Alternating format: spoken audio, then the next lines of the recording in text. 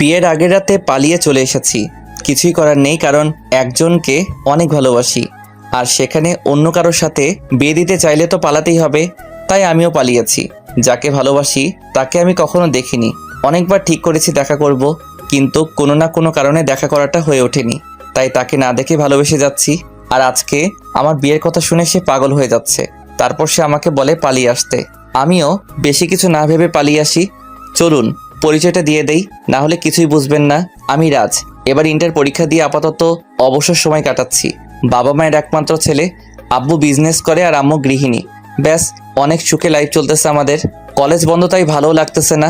এই আড্ডা দিয়ে সময় পার করি আর টুং টুং করে ঘোরাঘুরি করছি। চলুন গল্পে ফেরা যাক। সকালে আম্মুর ডাকে ঘুম ভাঙলো, তাই উঠে ফ্রেশ হয়ে নাস্তা করতে নিচে চলে আসলাম। সবাই যখন নাস্তা করছিল তখনই আম্মু বলে উঠল, রাজ, কালকে তুমি আমার সাথে তোমাদের নানুদের বাসায় বেড়াতে যাবে। আম্মু তুমি গ্রামে যাবে? যাও, আমাকে এর মাঝে টানছো কেন? কারণ এবার তোর নীলাপুর বিয়ে ঠিক হয়েছে, আর তাই তোকে নিয়ে যাচ্ছি। আর এমনিতেও সেই ক্লাস 8-এর পরে আর যাস নাই। এবার তো পরীক্ষাও শেষ, চল গিয়ে ঘুরে আসবি। বিয়ে যেহেতু হচ্ছে তখন যাওয়া যায়, কিন্তু আব্বু যাবে না। আমি বিয়ের আগের দিন চলে যাব। আমার একটু কাজ আছে এখানে, তাই যেতে পারতেছি না এখন। ওকে, কিন্তু কাজ শেষ করে চলে যাবা বলে দিলাম। ওকে। আচ্ছা, ওইখানে গেলে সবাই আমাকে চিনবে তো, নাকি আনপাবলিক ভেবে বের করে দিবে? দূর পাগল, ওরা তোকে ঠিকই চিনবে, আর আমি আছি না। তারপর খাওয়া দাওয়া শেষ করে উপরে চলে আসলাম। উপরে এসে মোবাইলটা হাতে নিতেই দেখি রিয়া ফোন দিয়ে রেখেছে। তাই আর দেরি না করে কল ব্যাক করি। রিং হবার পরেই ধরে রিয়া। কি হলো, কোথায় চলে গিয়েছিলে? ব্রেকফাস্ট করতে। ও আচ্ছা, তুমি কি আমার সাথে দেখা করবে না? বলো কবে করতে চাও? পরশুদিন সকালে। সরি, আমি তো কালকে গ্রামে চলে যাব, তাই দেখা করতে পারবো না। সপ্তাহখানেক পরে একটা সময় বলো, তখন দেখা করতে পারবো। তুমি যে গ্রামে যাবে এটা আমাকে আগে বলনি কেন? আরে আজকে সকালেই তো নাস্তা করার সময় বললো, তাই এখন বলতেছি। আচ্ছা ঠিক আছে, যাও। তবে ওইখানে গিয়ে আবার আমাকে ভুলে যেও না। তোমার থেকে সুন্দর মেয়ে পেলে তোমাকে তো ভুলে যাবই। চুপ শায়দা, আমার থেকে হয়তো সুন্দর পাবে, কিন্তু কেউ আমার মতো ভালোবাসবে না, এটা মনে রেখো। ওকে, আচ্ছা ভালো থেকো। আমার অন্য একটা গপ ফোন দিতেছে, ওর সাথে কথা বলে নেই। রিয়াকে রাগাতে বললাম। শয়তান একটা। ওকে, তোমার জিএফ এর সাথে কথা বলা শেষ করো, বাই। তারপর রিয়া ফোনটা রেখে দিল। রিয়া বুঝে গেছে আমি তাকে এসব রাগানোর জন্য বলি। এইভাবে দিনটা কেটে গেল। সকালে আম্মুর ডাকে ঘুম ভাঙে আমার, তাই জিজ্ঞাসা করলাম, কি হয়েছে আম্মু? ওই, তোকে না বললাম আজকে তোদের নানুদের বাসায় যাব, তাও কেন দেরি করে ঘুমাচ্ছিস? আচ্ছা তুমি যাও, আমি ফ্রেশ হয়ে আসতেছি। ওকে। বলেই আম্মু চলে গেল। তারপর উঠে চলে গেলাম ফ্রেশ হতে। ফ্রেশ হয়ে এসে মোবাইলটা হাতে নিয়ে দেখি রিয়ার 5টা মিসড কল এসে রয়েছে।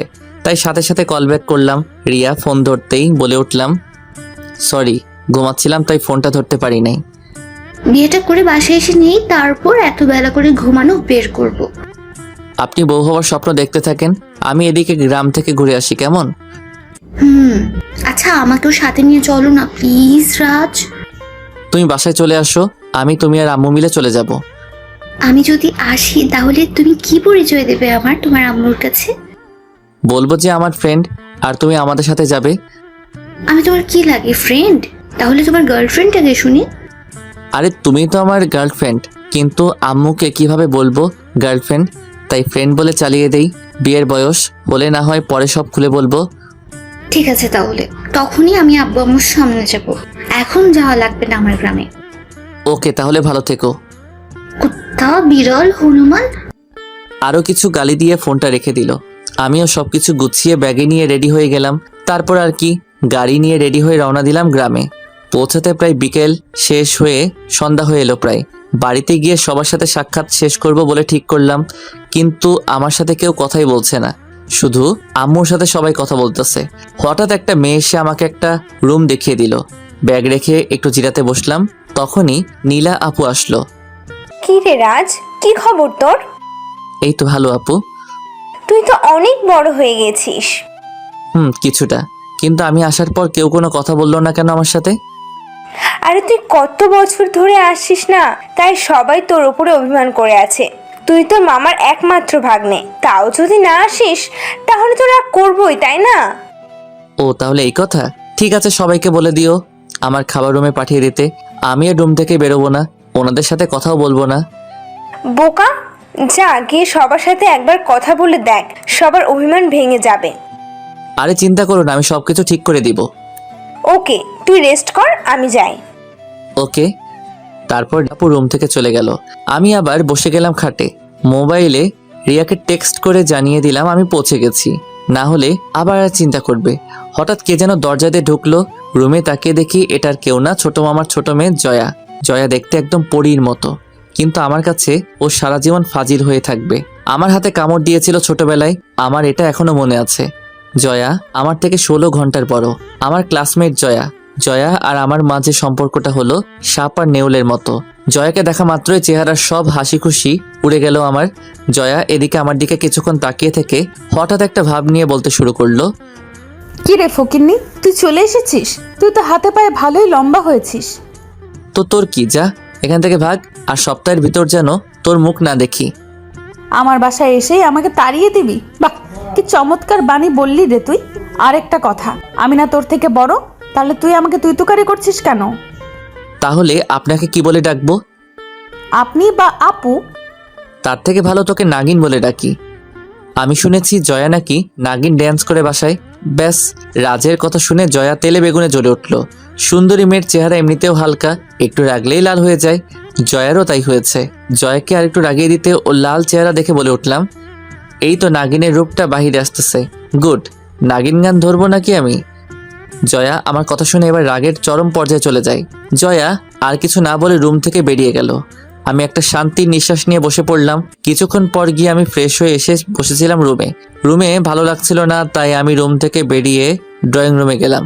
এসে দেখে আম্মু বসে বসে টিভি দেখতেছে আর নানু রাতের খাবার রেডি করতেছে, আর নানুকে দুই মামি হেল্প করতেছে। আমি গিয়ে আম্মুর পাশে বসে টিভি দেখতে লাগলাম। হঠাৎ আমি নানুকে দেখিয়ে বলে উঠলাম, আচ্ছা আম্মু, আমার কেন জানি মনে হয় এই বৃদ্ধ মহিলাটাকে কোথায় যেন দেখেছি। এই মহিলাটা কি যেন লাগে আমার। কথাটা বলার পরেই নানুর আগে একটা ভাব নিয়ে আমার কাছে আসলো। তারপর আর কিছু না বলে আমার কান ধরে দিল মোচড়। তারপর বলতে লাগলো, আমি কি লাগি মনে নেই তোর? শয়তান, থাকবেই বা কেমন করে? 6-7 বছর পরে আমাদের যে দেখতে এসেছিস। এবার উঠে নানুকে জড়িয়ে ধরলাম আর বললাম, তোমাকে কি করে ভুলে যাই বুড়ি? আমার সাথে কথা বলানোর জন্য এটা বলেছি। সরি, এতদিন বিজি ছিলাম তাই আসতে পারি নাই। শয়তান, মানুষ হবি না। বলে নানু জড়িয়ে ধরলো। ব্যাস, নানুর সাথে ডিল ওকে। এবার মামাদের পালা, ওনারা আসলে সবকিছু ঠিক করে দিব। তাই আমি বসে টিভি দেখতে লাগলাম। তখনই জয়া হুট করে কোথা থেকে যেন এসে বসলো। কিরে পেতনি, কোথা থেকে আসলি? তোকে কেন বলতে যাব? আর তুই এখনো এই বাড়িতে কি করিস? তোকে না বলেছি তুই চলে যাবি? তুই বললেই হলো আর আমি চলে যাব? বেশি বকবক করলে তোকে বাসা থেকে বের করে দিব। আমার সে ক্ষমতা আছে, তুই জানিস। শয়তান, রাখ, তোকে একটা উচিত শিক্ষা দিব। যা পারলে দিস। তারপর জয়া চিমটি কেটে উঠে দৌড় দেয়। আমি কিছু না বলে চুপ করে সহ্য করে নিলাম। তারপর মামারা আসলে ওনাদেরকে মানিয়ে ফেললাম। তারপর রাতে খাওয়া দাওয়া করে দিলাম, একটা ঘুম। সকালে উঠে দেখি জয়া আমার বিছানার পাশে বসে আছে। হালকা একটু ভয় পেয়ে যাই। তারপরও নিজেকে সামনে নিয়ে বললাম, কি হলো, তুই এখানে বসে আছিস কেন?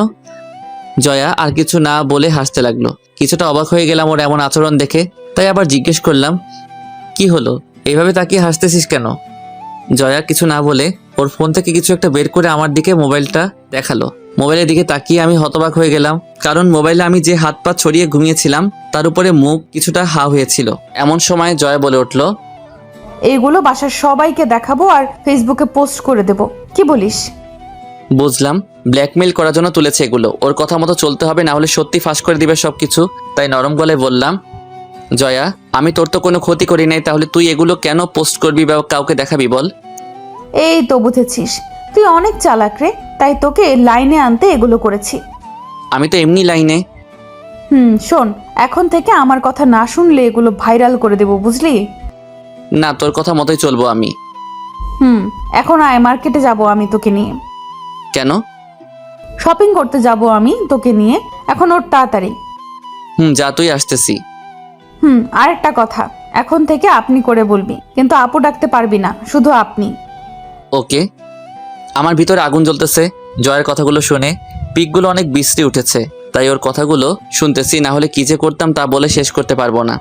যাক, রেডি হয়ে ওর সাথে রওনা দিলাম বাজারে রিক্সা দিয়ে। রিক্সা আপন গতিতে চলতেছিল, তখন জয়া বলে উঠল, আমার উপর তোর রাগ উঠতেছে তাই না? আরে না, রাগ উঠবে কেন? কি বলেন এসব আপনি? মিথ্যা বলা বন্ধ কর। আর শোন, যতদিন আছিস আমার কথা মতো চলবি, তাহলে সবগুলো পিক ডিলিট করে দিব। মনে মনে বললাম, সুযোগ পাই একটা, আমি নিজে ডিলিট করে দিব, তারপর তোকে দেখাবো মজা কাকে বলে। এসব ভাবতে ভাবতে চলতেছি, হঠাৎ একটা ছেলে রিক্সাটা থামিয়ে দিল। আমি কিছুটা অবাক হয়ে গেলাম, কিন্তু জয়ার দিকে তাকিয়ে দেখি জয়া কেমন জানি একটা বিরক্তিকর ভাব নিয়ে ছেলেটার দিকে তাকালো। তখনই ছেলেটা বলে উঠল, জয়া, ছেলেটাকে? ওর নাম রাজ, আমার বয়ফ্রেন্ড। জয়ার কথা শুনে আমার মনে হলো আমি হার্ট ফেল করব। কি বলল মেয়েটা? আমি স্বপ্ন দেখতেছি নাকি? আমি চোখ বড় বড় করে জয়ার দিকে তাকালাম। কি? কানে কম শুনিস নাকি? তোকে আমার বয়ফ্রেন্ডের কথা বলেছিলাম না, এটা হলো আমার বয়ফ্রেন্ড। না, এটা হতে পারে না। তাহলে আমি এতদিন তোমার পিছনে ঘুরে কি হলো? তা আমি কি জানি? আমি তোকে আগেই বলেছি আমার বয়ফ্রেন্ড আছে, তুই বিশ্বাস করিস নাই, তো এখন বোঝ মজা। দেখো, তোমার বয়ফ্রেন্ড থাকায় আমার কিছু যায় আসে না, আমি এখনো তোমাকে ভালোবাসি। দেখ, ওর সাথে আমার সব কিছু হয়ে গেছে, মানেটা কি তোকে ভেঙে বলবো নাকি বুঝে যাবি? আর কয়েকদিন পর ওর আর আমার বিয়ে, তুই আসিস কেমন? আর হ্যাঁ, বিয়ের পরেও যদি তুই আমাকে চাস তাহলে বলিস। রাত যদি আমাকে ডিভোর্স দিয়ে দেয় তখন আমি তোর কাছে ফিরে আসবো, কেমন? আমি জয়ার কথা শুধু হা হয়ে শুনছিলাম, কারণ ওর কথার আগামাথা কিছুই আমার মাথায় ঢুকতেছে না, শুধু ওদের কথা শুনতেছি। জয়া, তুমি কি সব সত্যি বলতেছো? আর রিক্সাটা ছাড়, এবার রাজকে নিয়ে হোটেলে যাচ্ছি, দিনটা কাটিয়ে বিকেলে ফিরবো। ছেলেটা আর কিছু না বলে সাইড হয়ে দাঁড়িয়ে গেল। রিক্সা আবার চলতে শুরু করলো। কিছুটা দূরে যেতেই বলে উঠলাম, ওই তুই কি বললি আমাকে ওই ছেলেটার সামনে? আরে আর বলিস না, প্রত্যেকটা দিন রাস্তায় আমার জন্য দাঁড়িয়ে থাকে, তাই আজকে সুযোগ বুঝে ওর পিছু নেওয়াটা ছাড়িয়ে দিলাম। তাই বলে আমাকে ব্যবহার করলি কেন? তুই পাশে ছিলি তাই তোকে ব্যবহার করে দিলাম, আর এমনিতেও তুই চলে গেলে এসবের খবর কে রাখবে? তাই বলে আমার নাম ব্যবহার করবি? তুই নিজের বয়ফ্রেন্ডের নাম বললেই তো পারতি। আমার কোনো বয়ফ্রেন্ড নাই। কি? সত্যি আমার কোনো বয়ফ্রেন্ড নাই। এটাও বিশ্বাস করতে হবে আমাকে যে তোর বয়ফ্রেন্ড নেই? আসলে আমি এসবে জড়াতে চাই না, তাই এখনো কাউকে বয়ফ্রেন্ড বানাইনি। ও, তা কাউকে পছন্দ করিস না? না, আর করলেও তোকে কেন বলতে যাব? আর তুই কিন্তু আমাকে তুই করে বলতেছিস। ও সরি। তারপর জয়া মার্কেটে গিয়ে কতগুলো মার্কেট করে এরপর বাসায় চলে আসলাম। বিকেলে বসেছিলাম, তখন জয়া রুমে আসলো, এসে আমার পাশে বসে গেল। আমি কিছুটা অবাক হয়ে বললাম, কি হলো, আপনি এখানে এসে বসেছেন কেন? শোন, তোকে নিয়ে একটা জায়গায় ঘুরতে যাব, তাড়াতাড়ি রেডি হয়ে নে। আমি এখন ঘুমাবো, তাই যেতে পারবো না। তাহলে পিকগুলো কি দিব ভাইরাল করে? আরে না, আমি যাবো তো। এই তো গুড বয়, যা তাড়াতাড়ি রেডি হয়ে নে। বলেই চলে গেলাম ওয়াশরুমে। সারা শরীর রাগে ফেটে যাচ্ছে। মনে মনে জয়ার 14 গোষ্ঠীকে উদ্ধার করলাম। তারপরেও রেডি হয়ে এসে দেখি জয়া বসে আছে। জয়া আমাকে নিয়ে একটা নদীর পাড়ে গেল ঘুরতে। জায়গাটা অনেক সুন্দর, যা বলে বোঝানোর মতো না। চারদিকটা অনেক নীরব আর নদীর স্রোতের শব্দ। মোটামুটি ভালোই লাগতে লাগলো। তাই জয়াকে বললাম, এটা কি তোর প্রিয় জায়গা? তা আমাকে এখানে নিয়ে আসার কারণ কি জানতে পারি? আজকে মনটা বেশি একটা ভালো না, তাই ভাবলাম তোকে নিয়ে ঘুরতে যাই এখান থেকে। ও, তারপর দুজনেই নদীর দিকে তাকিয়েছিলাম। কিছুক্ষণ পর হঠাৎ জয়া বলে উঠল, রাজ, তোর গার্লফ্রেন্ড আছে? হঠাৎ এমন প্রশ্ন কেন? বল না। আছে। তাই নাকি? তাহলে তো দেখতে হয় তোর গার্লফ্রেন্ডের পিক, দেখা তো দেখি। ওর পিক নাই তো আমার কাছে। কি বলিস? যার সাথে প্রেম করিস তার পিক নেই মানে কি? আসলে ওর সাথে আমার ফেসবুকে পরিচয়, তারপর থেকে রিলেশন, কিন্তু এখনও তার সাথে মিট করা হয়নি। আসলে ও অনেকবার দেখা করতে চেয়েছে, কিন্তু সময়ের কারণে আমি নিজেই দেখা করতে পারি নাই। ও, তার মানে তুই ফেসবুকে প্রেম করতেছস? ভালো। তা মেয়েটার নাম কি? রিয়া। ও আচ্ছা, তুই আমার ওই পিকগুলো ডিলিট করে দে প্লিজ। তোকে অনেক জ্বালাইছি রে রাজ, আর আজকে আমার সাথে এখানে আসায় তোর সব দোষ মাফ। আর যা, তোর পিকগুলো ডিলিট করে দিলাম। তারপর জয়া মোবাইল বের করে পিকগুলো ডিলিট করে দিল। যাক, মনে মনে অনেকটা শান্তি পেলাম। তারপর আর কোনো কথা না বলে দুজনেই নদীর দিকে তাকিয়েছিলাম। হঠাৎ আমার নজর জয়ার মুখের দিকে গেল। পরন্ত বিকেলের শেষ রোদে জয়ার রূপটা আরও জ্বলজ্বল করতে লাগলো। ওর মুখটাও নিষ্পাপ হয়ে উঠল। ওর এই চেহারা দেখলে কেউ বলতেই পারবে না যে মেয়েটা এতটা চঞ্চল। এসব ভাবছিলাম, তখন জয়ার ডাকে বাস্তবে ফিরলাম। কি রে, এইভাবে আমার দিকে তাকিয়ে আছিস কেন? না, এমনি। তারপর আরও কিছুক্ষণ বসে থেকে বাসায় চলে আসলাম। বাসাটা সাজানোর কাজ শুরু করে দিয়েছে। রাতে সবাই সবার মতো ব্যস্ত হয়ে রয়েছে। আমার ভালো লাগছিল না, কি করব বুঝতেছি না। তখনই জয়া রুমে আসলো। কি রে রাজ, কি করতেছিস? এই তো বসে রয়েছি। আসলে আমার ভালো লাগছিল না, তাই ভাবলাম তোর সাথে আড্ডা দেই কিছুক্ষণ। কি বলিস? কিন্তু রুমে বসে থাকতে ভালো লাগতেছে না। চল রাস্তায় গিয়ে হেঁটে আসি। ভালো বলেছিস, চল বাহিরে যাই। তারপর জয়াকে নিয়ে হাঁটতে বেরিয়ে গেলাম। রাস্তায় দুজনে হাঁটতে লাগলাম চুপচাপ। তখনই জয়া বলে উঠল, তোরা কি বিয়ের পরদিনই চলে যাবি? না, এবার যেহেতু এসেছি কয়েকদিন থেকে তারপর যাব। ও, তা তোর প্রেম কেমন চলতেছে? আর বলিস না রিয়া, আজকে সারাদিন একবারও খোঁজ নিল না। বুঝলাম না, ফোন দিয়েছি তাও ধরতেছে না। দেখ, তুই গ্রামে চলে এসেছিস, তাই ওই রিয়া মেয়েটা অন্য একজনের সাথে সময় কাটাচ্ছে। আরে না, রিয়া মেয়েটা এমন না। ও সব মেয়ের থেকে আলাদা। তুই না দেখে কিভাবে বুঝলি? দেখ, প্রায় সব রিলেশনের ব্যাপারে ছেলে সবসময় ফোন দিয়ে মেয়ের খোঁজ খবর নেয়, কিন্তু আমার বেলায় উল্টো। রিয়া সবসময় কল দিয়ে জিজ্ঞাসা করবে কি করতেছি না করব, সব কিছুর খবর নেয়। তাই নাকি? আর রিয়া না প্রায় দিনই আমার সাথে দেখা করতে চায়, কিন্তু আমি সময়ের অভাবে দেখা করতে পারি না। রিয়া আর যাই হোক খারাপ হতে পারে না, আর আমি রিয়াকে অনেক ভালোবাসি। ও রোমিও সাহেব, রোম্যান্স বাদ দিয়ে বাস্তবে আসেন। আচ্ছা চল বাসায় যাই। কেন, কাজ আছে নাকি? না, তবে খাওয়ার সময় হয়ে গেছে। ও চলো। তারপর বাসার দিকে হাঁটতে লাগলাম। কি যেন মনে করে জয়াকে ডাক দিলাম। জয়া পিছনে ফিরে তাকালো। কি বলবি? বল, কি বলবি? ভাবতেছি তোর সাথে আর ঝগড়া করব না। কেন? ভাবতাম ছোটবেলার মতো খারাপ আছিস তুই, কিন্তু না, তুই বদলে গেছিস। তাই ভাবতেছি আর ঝগড়া করব না। ওকে, তাহলে চল আমরা আজ থেকে ফ্রেন্ডশিপ করে ফেলি। জয়া কিছু না বলে কি যেন ভাবতে লাগলো। কিছুক্ষণ ভেবে বলল, করতে পারি, তবে একটা শর্ত আছে। বল শুনি, কি শর্ত? ফ্রেন্ড হতে পারি যদি আমার সব কথা তুই শুনিস। আমি যেখানে যেতে বলবো তুই যাবি, যা করতে বলবো তা করবি। তাহলে আমারও একটা শর্ত আছে। তোর আবার কি শর্ত? আমাকে প্যারা দিতে পারবি না, ওকে? আর ওই দিনের মতো বৃষ্টির ছবি আর তুলবি না। ওকে। ব্যাস। জয়া হেসে হাত বাড়িয়ে দিল, আর আমি হ্যান্ডশেক করে নিলাম। তারপর রওনা দিলাম বাসার দিকে। বাসায় এসে খাওয়া দাওয়া করে ঘুমিয়ে গেলাম। সকালে মুখে পানি ছিটানোর পর ঘুম ভাঙলো। তাকিয়ে দেখি জয়া সামনে দাঁড়িয়ে আছে পানির গ্লাস নিয়ে। কি হলো, পানি ছিটালি কেন? এত বেলা করে কেউ ঘুমায়? তাই বলে পানি ছিটাবি? ডাকলেই তো উঠে যেতাম। ডাকলে উঠতেছি, একটু পরে উঠবো এসব বলতি, কিন্তু পানি ছিটিয়ে দিয়েছি, একেবারে উঠে বসেছিস। আচ্ছা, দরজা লাগানো ছিল, তুই ভিতরে আসলি কিভাবে? তুই আসার আগে এটা আমার রুম ছিল, তুই আসায় তোকে থাকতে দিয়েছি, তাই আমার রুম বাহির থেকে কিভাবে খুলতে হয় তা তো আমি জানবই। তাই তো বলি, এরকম নোংরা রুমটা কার হতে পারে? এটা নোংরা রুম? তাহলে বাকি রুমগুলো কি? কমপক্ষে এটার থেকে ভালো।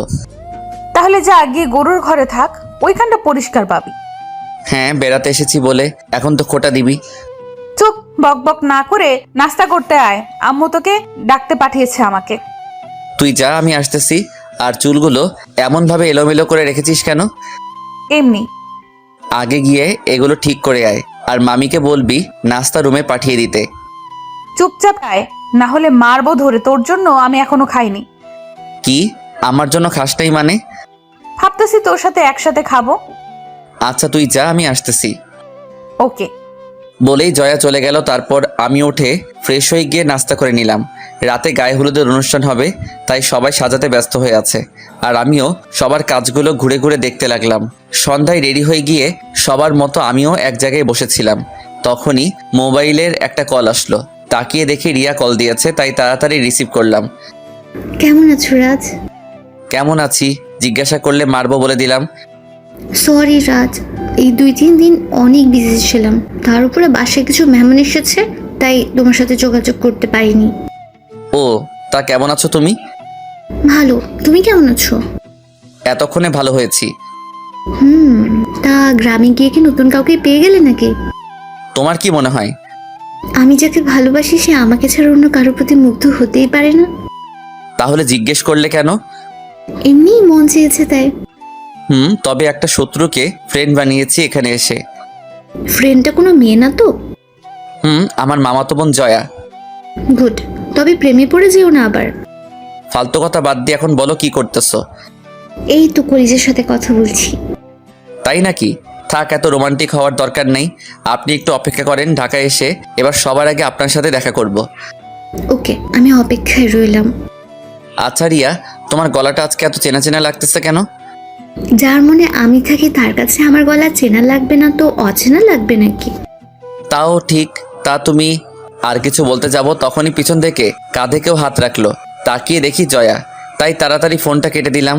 তারপর জয়া বলে উঠল, কিরে, কার সাথে কথা বলছিলি? রিয়ার সাথে। ও, তাহলে তো তোদের কথার মাঝে হয়তো আমি চলে এসেছি। সমস্যা নাই, আমি যাই, তুই কথা বল। আরে না, বল, কি বলবি? তোকে সবাই খুঁজতেছে। কেন? আপুর মুখে হলুদ লাগিয়ে দিবি না? ও, তুই যা, আমি আসতেছি। তাড়াতাড়ি আয়। জয়া চলে গেল। আমি রিয়াকে বলি বিজি আছি, পরে কথা বলবো বলে চলে যাই সবার ওইখানে। তারপর ছোট মামি আর আমি গিয়ে আপুর মুখে হালকা একটু হলুদ লাগিয়ে দেই। তারপর আপুকে একটু মিষ্টি খাইয়ে দেই। ভাবলাম এই সুযোগে আপুর সাথে একটু দুষ্টুমি করে নেই, তাই আপুকে বললাম, আপু, মুখে আটা কয় বস্তা লাগিয়েছো? চুপ শয়তান। সত্যি বললেই দোষ। তবে আপু, তোমাকে না আজকে অনেক সুন্দর লাগতেছে। তাই নাকি? Thank you. ইস, যদি আর 5 থেকে 6 বছর আগে জন্ম নিতাম তাহলে কতই না ভালো হতো। কেন, 5 বছর আগে জন্ম নিলে কি করতি? 5 বছর আগে জন্ম নিলে তোমার উপরে লাইন মারতে পারতাম, কিন্তু এত ছোট হওয়ায় তাও পারতেছি না। তুই কি যাবি না আমি এখন তোকে মারবো? যাচ্ছি, তবে Congress and wish your happy married life. Thanks. Welcome. তারপর সেখান থেকে এসে জয়ার পাশে দাঁড়ালাম। জয়া নীলা আপুর দিকে এক দৃষ্টিতে তাকিয়ে আছে, তাই আমি জিজ্ঞাসা করলাম, কি রে, এইভাবে তাকিয়ে কি দেখছিস? ভাবতেছি মেয়েদের জীবনে কত কিছুই না করতে হয়, নিজের পরিবার ছেড়ে অন্য কোথাও চলে যেতে হয়, আরো কত কিছু। তবে তুই চিন্তা করিস না, তোর বেলায় এসব কিছুই হবে না। কেন? কারণ তোর মতো পেতনি আর ফাজিল মেয়েকে কেউ বিয়ে করবে কি না সন্দেহ আছে। তুই আবার শুরু করলি, এবার কিন্তু মার খাবি বলে দিলাম। ওকে, এখন চল কিছু খেয়ে নেই। দুপুরে কি যা খেয়েছিলাম তা সব হজম হয়ে গেছে। তারপর এভাবে রাতটা কাটিয়ে দিলাম। সকালে আম্মুর ডাকে ঘুম ভাঙলো। উঠে ফ্রেশ হয়ে নাস্তা করে রুমে বসেছিলাম, তখনই কোথায় থেকে জয়া এসে রুমে ঢুকলো। রাজায়, তোকে নিয়ে একটা জায়গায় যাব। কোথায় যাবি? আয়, নিয়ে গেলেই দেখতে পাবি। তারপর রেডি হয়ে গেলাম, জয়াকে নিয়ে বেরিয়ে গেলাম। আমাকে নিয়ে মার্কেটে ঢুকলো। ভাবলাম জয়া হয়তো মার্কেট করবে, কিন্তু না, জয়া পার্লারে এসেছে। আমাকে ওয়েটিং রুমে বসিয়ে দিয়ে সে চলে গেল ভিতরে। আমি বসে বসে মোবাইল টিপতেছিলাম, তখনই রিয়ার ফোন আসলো, তাই রিসিভ করলাম। কি খবর জনাব, কেমন আছেন? জি ভালো, আপনি কেমন আছেন? ভালো তো। কালকে হঠাৎ কলটা কেটে দিয়েছিলে কেন? বেশি বিজি ছিলে? কিছুটা মামাতো বোনের গায়ে হলুদ ছিল, তো তাই হলুদ তখন লাগাতে গিয়েছিলাম। ও, তা এখন কি করছো? এই তো ওয়েটিং রুমে বসে আছি। কিসের ওয়েটিং রুমে? জয়া আমাকে নিয়ে পার্লারে এসেছে। সে ভিতরে বসে তার মুখে ময়দার বস্তা লাগাচ্ছে, আর আমি এখানে বসে আছি। ওই, মেকআপকে অপমান করবো না বলে দিলাম। মেকআপকে যদি আরেকদিন আটা ময়দা বলতে শুনেছি তাহলে তোমার খবর আছে বলে দিলাম। তার মানে তুমিও মেকআপ প্রেমী? তা ময়দা না মেকআপ যে বলো, এগুলো দিয়ে কি রুটি বানিয়ে খাওয়া যাবে? বিয়ের পর প্রতিদিন বানিয়ে খাওয়াবো আপনাকে। ওকে। তাড়াতাড়ি ঢাকায় আসো, ভালো লাগছে না তুমি গ্রামে থেকে। এখনো না দেখেই এত অস্থির হয়ে যাচ্ছ? আল্লাহই জানে বিয়ের পরে কি করো। এখন কলিজের সাথে বেঁধে রাখবো তোমাকে। দেখা যাবে। ওকে, ভালো থেকো, আম্মু ডাকছে। ওকে, বাই। বাই। তারপর ফোনটা রেখে দিয়ে আবার গেম খেলতে লাগলাম। 10 মিনিট পর জয়া বেরিয়ে আসলো। তারপর জয়াকে নিয়ে বাসায় চলে আসলাম। বিয়ে বাড়ি ফুটে উঠেছে চারদিক। রুমে গিয়ে শাওয়ারে চলে গেলাম। দুপুরে বাহিরে বসেছিলাম, তখনই জয়া বাহিরে আসলো। জয়ার দিকে নজর পড়তেই হা হয়ে গেলাম। জয়া সাজলে যে এত সুন্দর লাগে তা আজকে দেখতেছি। তার উপর আবার শাড়ি পরেছে। হাই খোদা, মেয়েটা তো পরীর সাথে পাল্লা দিতে পারবে। শুধু আমি না, বিয়েবাড়ির সবাই জয়ার দিকে হা করে তাকিয়ে আছে। জয়া আমার সামনে এসে দাঁড়িয়ে জিজ্ঞাসা করলো, কিরে কেমন লাগছে আমাকে? আগে এটা বল, আটার দাম কি কমেছে নাকি? তুই মানুষ হবি কবে? তুই এত সেজেছিস কেন? বিশেষ কেউ আসবে নাকি আজকে? আপুর বিয়েতে আমি সাজবো না তা কি হয় নাকি? এত সেজে একটা কাজ এগিয়ে নিয়েছিস। সেটা কি? তোর বিয়েটা মনে হয় এবার তাড়াতাড়ি হয়ে যাবে, কারণ যেভাবে সেজেছিস কেউ না কেউ পছন্দ করেই যাবে, দেখিস। ধুর, এসব ফাউল কথা। আয় ওইদিকে গিয়ে বসি। তারপর আমি আর জয়া গিয়ে একটা গাছের নিচে বসে রইলাম। তখনই আমার নজরে পড়লো ওই দিন রিক্সা আটকানো ছেলেটা। জয়াকে ছেলেটাকে ইশারা করে দেখালাম। ছেলেটা জয়ার দিকে হা করে তাকিয়ে আছে। জয়া ওর চাওয়া দেখে আমার কাছে এসে আমার হাতটা জড়িয়ে ধরে আমার কাঁধে মাথা রাখলো। আমি চুপ করে মোবাইল টিপতে লাগলাম। ছেলেটার দিকে নজরটা তুলে তাকিয়ে দেখি ছেলেটার মুখের 12টা বেজে গেছে। আমি আস্তে করে বললাম, জয়া, বাসার সবাই এদিকেই আছে, কেউ যদি দেখে ফেলে কি হবে বলো তো? ধুর, কিছুই হবে না, তুই চাপ নিস না। এই ছেলেটা হয়তো আজকের পর থেকে আর আমার দিকে ফিরেও তাকাবে না। তাই বলে এসব?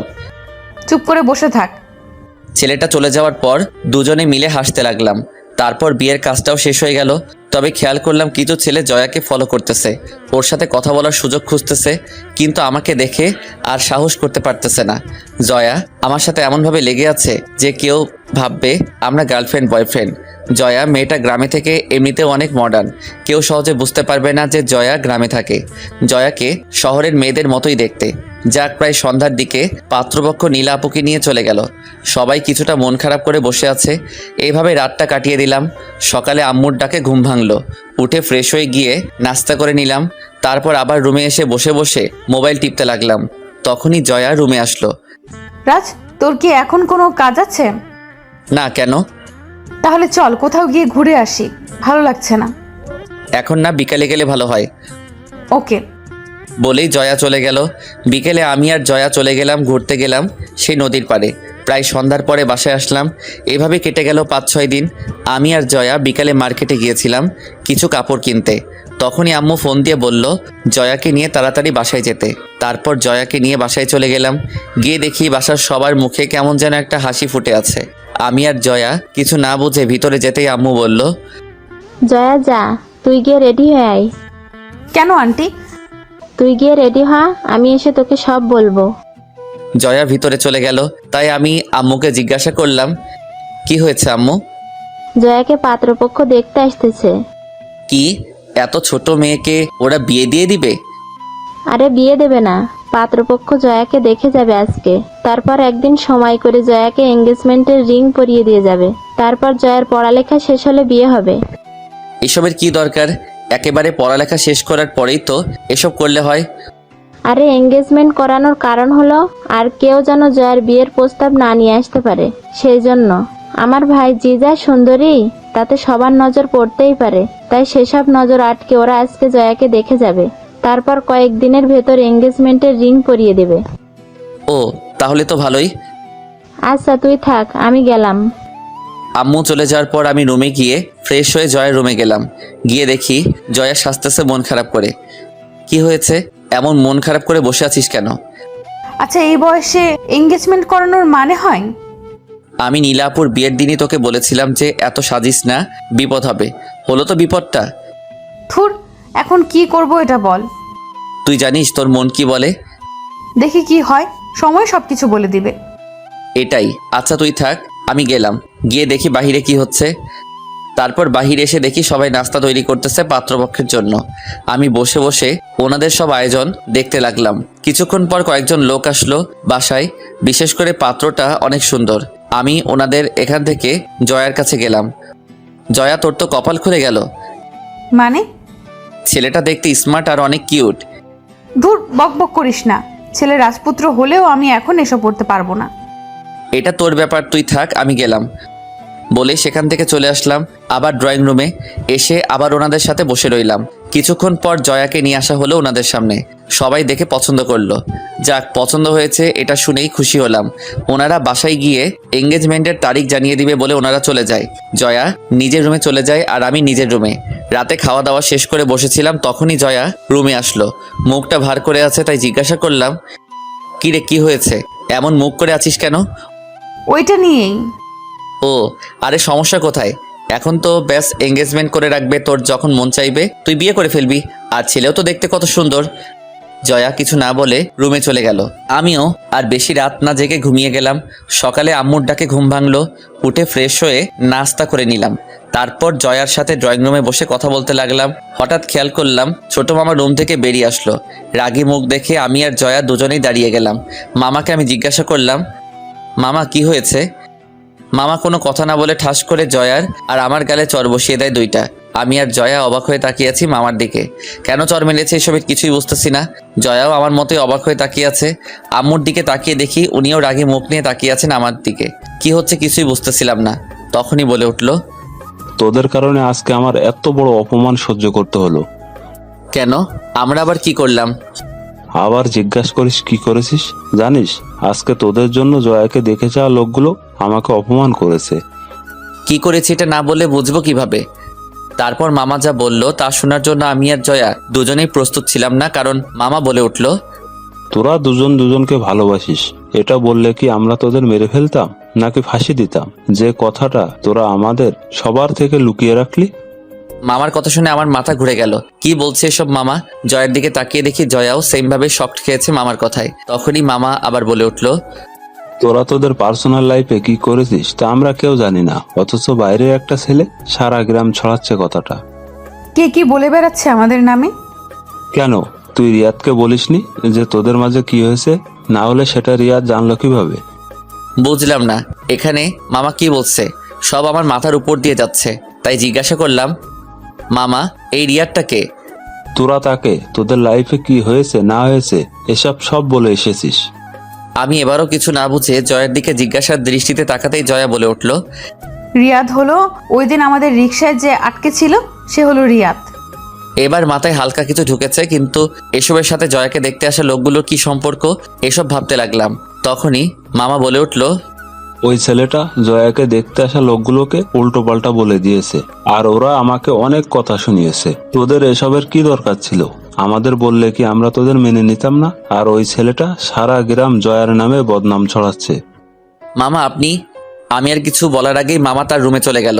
আস্তে আস্তে সবাই নিজের রুমে চলে গেল। এখন ড্রয়িং রুমে আমি আর জয়া দাঁড়িয়ে আছি।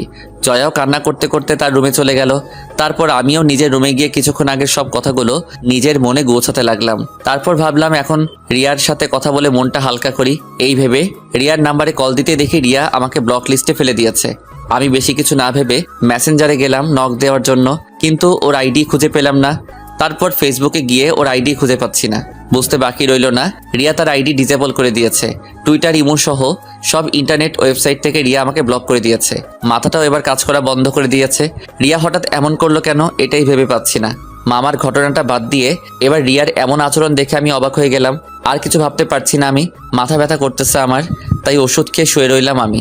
প্রায় 1 ঘন্টা পর আম্মু, আব্বু, বড় মামা, ছোট মামা সহ কম বেশি সবাই আমার রুমে আসলো। আমিও উঠে বসলাম। সবাইকে দেখে সবাই এসে আমার আশেপাশে বসলো। তখন বড় মামা বলে উঠলো, রাজ, তুই যে জয়াকে ভালোবাসিস এটা আমাকে বা তোর ছোট মামা অথবা তোর আব্বু আম্মুকে বললে কি তোদের কোনো ক্ষতি হতো নাকি? আমরা বলতাম যে তোরা এমন কিছু করিস না, তোদের ভালো খারাপ বোঝার বয়স হয়েছে, তাই হয়তো তোরা দুজন দুজনকে ভালোবেসে ফেলেছিস। আমি ওনার কথার আগামাথা কিছুই বুঝলাম না, তাই জিজ্ঞাসা করলাম, মানে কি মামা? এবার আমার ভাতিজিকে তোমার হাতে তুলে দেওয়ার সময় হয়ে এসেছে, তাই তৈরি হয়ে নাও বিয়ে করার জন্য। কি? বড় একটা শক খেলাম ওনাদের কথা শুনে। কি না, জি, আগামী শুক্রবার তোমাদের দুজনকে সারা জীবনের জন্য এক করে দেয়া হবে। আমি মামার কথা শুনে আম্মু আব্বুর দিকে তাকিয়ে দেখি ওনারাও খুশি মনে বিয়েটা করাতে চায়। আমি জিম মেরে মামার কথাগুলো ভাবতে লাগলাম। সবাই নিজের মতো চলে গেল। সবার শেষে আব্বু আম্মু যাওয়ার সময় আমি ওনাদের ডাক দিয়ে আমার রুমে বসতে বলি। আব্বু জিজ্ঞাসা করলো, কিরে কি হয়েছে তোর? তোমরা সবাই কি শুরু করেছো? আমি জয়াকে ভালোবাসি, এটা তোমাদের কে বলেছে? মানে? আম্মু, আমি অন্য কাউকে ভালোবাসি। জয়া হলো আমার ফ্রেন্ড, আর তোমরা আমাকে না জানিয়েই আমার বিবাহ ঠিক করে ফেলেছো। এটা কোন ধরনের কথা? তাহলে ওই ছেলেটা যে এসব কথা বললো? আসলে আব্বু ওই দিন, তারপর তাদের সবকিছু খুলে বললাম। আব্বু আম্মু আমার কথা শুনে হাঁ করে তাকিয়ে আছে, কি বলবে হয়তো বুঝতেছে না। অবশেষে আব্বু বলে উঠলো, বুঝলাম, কিন্তু তুই যেই মেয়েটাকে পছন্দ করিস সে কে? তার নাম রিয়া। তো কোথায় থাকে, কি করে? কোথায় থাকে তা জানি না, তবে এবার সে নাকি ইন্টার পরীক্ষা দিয়েছে। কোথায় থাকে জানিস না মানে? আচ্ছা, মেয়েটার একটা ফটো দেখা। ফটো তো নেই আমার কাছে আম্মু। আচ্ছা, মেয়েটাকে একটা কল দে, আমি কথা বলবো মেয়েটার সাথে। ফোনটা হাতে নিতেই মনে পড়লো রিয়ার সাথে যোগাযোগ করার সব রাস্তা বন্ধ। কি করব এখন? তখন আম্মু বলে উঠলো, কি হলো, কল দিচ্ছিস না কেন? আম্মু, রিয়ার সাথে কোনো যোগাযোগ করতে পারতেছি না, সোশ্যাল সাইট থেকে ব্লক করে দিয়েছে আমাকে। তাহলে ওর বাসার নাম্বারে কল দে। ওর বাসার নাম্বার তো নেই। মানে কি? আচ্ছা, তুই ওই রিয়া মেয়েটাকে দেখেছিস তো নাকি? রিয়ার সাথে এখনো দেখা করা হয়নি, এমনি ফোনে কথা হতো আর চ্যাটিং। রাজ, তুই কি আমাদের সাথে মজা করা শুরু করেছিস নাকি? আম্মু, তোমার সাথে মজা করতে যাব কেন? আমি সিরিয়াস। আচ্ছা, মানলাম তুই ওই মেয়েটাকে পছন্দ করিস, কিন্তু ওই মেয়েটার সাথে তোর কোনো যোগাযোগ নেই, এমনকি তাকে তুই কখনো দেখিসনি। তাহলে তুই আমাদের একটা প্রমাণ দে যে ওই মেয়েটাও তোকে ভালোবাসে। আম্মু, তুমি এই বিয়েটা বন্ধ করো, আমি বাকিটা দেখতেছি। আম্মু আব্বু আর কোনো কিছু না বলে ভাবনার সাগরে ডুব দিল। অনেকক্ষণ ভেবে হঠাৎ আম্মু বলে উঠলো, দেখ রাজ, আমি তোকে সোজা একটা কথা বলি, মাথায় ঢুকিয়ে নে। বলো। এই বিয়ে বন্ধ করে দিতে পারি একটা শর্তে। বিয়ের যেহেতু আরো 7 দিন বাকি, তাই তুই 3 দিনের মধ্যে রিয়ার সাথে আমার যোগাযোগ করাবি। 3 দিন পার হয়ে গেলে আমি আর তোর কোনো কথা শুনবো না, বলে দিলাম। আব্বু, তুমি একটু বুঝাও আম্মুকে। তোর আব্বু কি বুঝাবে? প্রথমত তুই যদি ওই মেয়েটাকে দেখতি তাহলে একটা কথা ছিল, তার থেকেও বড় কথা হলো এই পরিবারের মান সম্মান নিয়ে তোরা জেনে হোক বা না জেনে হোক টান দিয়েছিস। এখন তোর কাছে দুটো রাস্তাই খোলা আছে, দেখ তুই কি করবি। 2 রাস্তা মানে? হয়তো 3 দিনের ভিতরে ওই মেয়েটার সাথে আমার কথা বলাবি, না হলে জয়াকেই বিয়ে করতে হবে, বলে দিলাম। আম্মু, তুমি এমন করে আমাকে কথা বলতেছো? কারণ তোরা হয়তো নিজেদের বাঁচাতে মিথ্যাটা বলেছিলি, কিন্তু এখন এটা বংশের মান সম্মানে গিয়ে আটকেছে। তাছাড়া এই বাসার সবাই ওই ছেলেটার কথা বিশ্বাস করে বসে আছে। তুমি গিয়ে ওনাদের বুঝিয়ে বলো। দেখ, ওরা যদি ভাবে এখন আমরা মিথ্যা বলতেছি। আম্মু, জয় নিজেই তো সাক্ষী। আচ্ছা, মানলাম বাসার সবাই মেনে নিল, কিন্তু এই গ্রামের সবাইকে কিভাবে বুঝাবি বল? কাল যদি আবার জয়ার জন্য বিয়ের প্রস্তাব আসে, তাহলে আবার কেউ না কেউ এটা নিয়ে তাদের কাছে বলে দিবে, তখন কি করবি? আম্মু, আমি বুঝতেছি না কি করব। দেখ বাবা, এটা শহর না, এখানে মান সম্মানটা সবার উপরে থাকে, আর এখানে সমাজ নিয়ে চলতে হয়। তাই প্লিজ তুই বিয়েটা করে নে। তোমরা যাও, এখন আমার মাথা ব্যথা করতেছে। আব্বু আম্মু আর কিছু না বলে চলে গেল। আমি দরজা লাগিয়ে দিয়ে এসে ভাবতে লাগলাম, কি হচ্ছে এসব? আমার সাথে কিছুই বুঝতেছি না। ভাববো কোনটা নিয়ে এটাও বুঝতেছি না। রিয়া কেন এমনটা করলো এটা নিয়ে ভাববো নাকি বিয়ের কথাটা নিয়ে ভাববো, কিছুই বুঝতেছি না। এসব ভাবতে ভাবতে কখন যে ঘুমিয়ে গেলাম তা নিজেও জানি না। ঘুম ভাঙলো দরজায় কারো নক করার আওয়াজে। উঠে দরজা খুলে দেখি আম্মু খাওয়ার জন্য ডাকতেছে। তারপর ফ্রেশ হয়ে গিয়ে খাওয়া দাওয়া করে রুমে চলে আসলাম। বিকেলে ছাদে গেলাম, গিয়ে দেখি জয়া এক কোণে দাঁড়িয়ে আছে। তাই জয়ার কাছে গিয়ে দাঁড়ালাম। জয়া আমাকে দেখে বলে উঠলো, রাজ সরি, আমি আসলে বুঝতে পারিনি যে ওই কথা এমন একটা প্রভাব ফেলবে। ধুর, বাদ দে পুরোনো কথা, আর এখন কি করব সেটা নিয়ে ভাবতে হবে। তুই একটা কাজ করলে পারিস রাজ। কি কাজ? তুই আজ রাতে পালিয়ে ঢাকায় চলে যা, এদিকটা আমি সামলে নিব। ওই, তুই কি বলতেছিস এসব? পরে সবার কাছে মুখ দেখাবো কিভাবে আমি? তো এখানে পড়ে থেকে কি আমাকে বিয়ে করবি নাকি? দেখি, কিছু একটা তো করতেই হবে, এভাবে চলতে দেওয়া যাবে না। আচ্ছা, রিয়া কি বলে? আর বলিস না, সকাল থেকে সবকিছু থেকে ব্লক করে রেখেছে আমাকে। কিন্তু কেন? জানি না রে, এখন কি করব তাও মাথায় আসছে না। তার উপর আবার আম্মুর এমন শর্ত, মাথাটা খারাপ হয়ে যাবে আমার। কেন, আন্টি আবার কি শর্ত রেখেছে? আর বলিস না, বলেছে 3 দিনের ভিতর রিয়াকে ওনার সামনে নিয়ে দাঁড় করাতে, না হলে তোকে বিয়ে করতে। জয়া কিছু না বলে চুপ করে রইল। আমিও ভেবে পাচ্ছি না কি করব। সন্ধ্যায় ছাদ থেকে নেমে নিচে নেমে আসলাম। তারপর রাতে খাওয়া দাওয়া করে রুমে চলে আসলাম। ভাবতে লাগলাম কি করা যায়, কিন্তু কোনো উপায়ই পাচ্ছি না। একদিকে আম্মুদের বংশের মান সম্মান, অন্যদিকে জয়ার লাইফ নিয়েও টেনশন হয়ে গেছে। অন্যদিকে রিয়াও এমন সময় বেঁকে বসলো যা বলার মতো না। এখন সামলাবো কত দিকে তা নিজেই ভাবতে পারতেছি না, পালাতেও পারতেছি না। কারণ পালালে মনে করবে জয়ার সাথে সব করে যখন বিয়ের কথা আসলো তখনই পালিয়ে গেছি। এখন গ্রামের মানুষকে কিভাবে বোঝাবো যে আমার মনে আসলে কি? শালার নিজেকে এখন মনে হচ্ছে গালি দিতে। কেন যে গ্রামে আসতে গেলাম তা ভেবে পাই না। বিয়ে দেখতে এসে নিজেই ফেসে গেলাম। হাজারো চিন্তা নিয়ে কখন যে ঘুমিয়ে গেলাম তা নিজেও জানি না। এভাবে কেটে গেল 3 দিন। বিকেলে আম্মু রুমে আসলো। কি রে রাজ, রিয়া মেয়েটার কোনো খোঁজ পেলি? না আম্মু। তাহলে আর কি করবি বল, এখন জয়াকে বিয়েটা করে নে। আম্মু প্লিজ তুমি কিছু একটা করো। কাল থেকে বিয়ের সব কাজ শুরু হবে, তাই প্লিজ এসব বাদ দিয়ে নর্মাল হয়ে নে, তোর জন্যই ভালো হবে। আম্মুর কথায় রিয়্যাক্ট না করে আগের মতোই বসে রইলাম। যাওয়ার আগে বলে গেল আম্মু, তোর কোনো ফ্রেন্ডকে আসতে বললে বলে দে। তুমি জানো না আমার ফ্রেন্ড কে কে? তুমি নিজেই তো দাওয়াত দিলে পারো। ফ্রেন্ড কি আমার না তোর? তুই জানিস কি করবি। আমি গেলাম। আম্মু চলে গেলে আমি ভাবতে লাগলাম নিশাত, সিয়াম আর ফারিয়াকে কিভাবে বলবো যে আমি বিয়ে করতেছি। ওরা তো হাসতে হাসতে শেষ হয়ে যাবে। তার চেয়ে ভালো ওদের আগে এখানে আসতে বলি। এখানে আসলেই পরিস্থিতি বুঝে ফেলবে। রাতে ওদের ফোন দিয়ে বললাম গ্রুপে আসতে। তারপর মেসেঞ্জার গ্রুপে ওদের 3 জনকে কল দিলাম। সবাই অ্যাক্টিভ হলো। সিয়াম জিজ্ঞাসা করলো, কিরে হঠাৎ এত জরুরি তলব? শোন, তোরা কাল সকালে 3 জন আমাদের নানুর বাড়িতে চলে আসবি। কেন, কি হয়েছে? কোনো সমস্যা? আগে আয়, তারপর না হয় বলতেছি। কাল বিকেলে রওনা দিয়ে দে। নিশাত আর ফারিয়া রাজি হয়ে গেল, কিন্তু সিয়াম নাকি আসতে পারবে না, কারণ সে ঢাকার বাহিরে আছে। তো তুই কবে আসতে পারবি? 2 দিন পর। হিসাব করলাম যে সিয়াম গায়ে হলুদের দিন আসবে। যাক, তাতেও সমস্যা নেই, ওকে বলে দিলাম। পরের দিন রাতে গিয়ে নিশাত আর ফারিয়াকে স্টেশন থেকে পিক করে আনলাম। এদিকে বাসাটা হালকা সাজিয়েছে, তাই ওরা হালকা অবাক হয়ে ভিতরে আসলো। ওদের আমার রুমে বসালাম। ফারিয়া জিজ্ঞাসা করলো, কি রে রাজ, তোর মামাতো বোনের বিয়ে তো অনেকদিন আগেই শেষ, তা বাসাটা আবার সাজাচ্ছে কেন? কারণ তোর ভাই বিয়ে করতে যাচ্ছে। মানে? আর বলিস না। কিভাবে হলো? আর রিয়ার কথা বলিস না ওনাদের।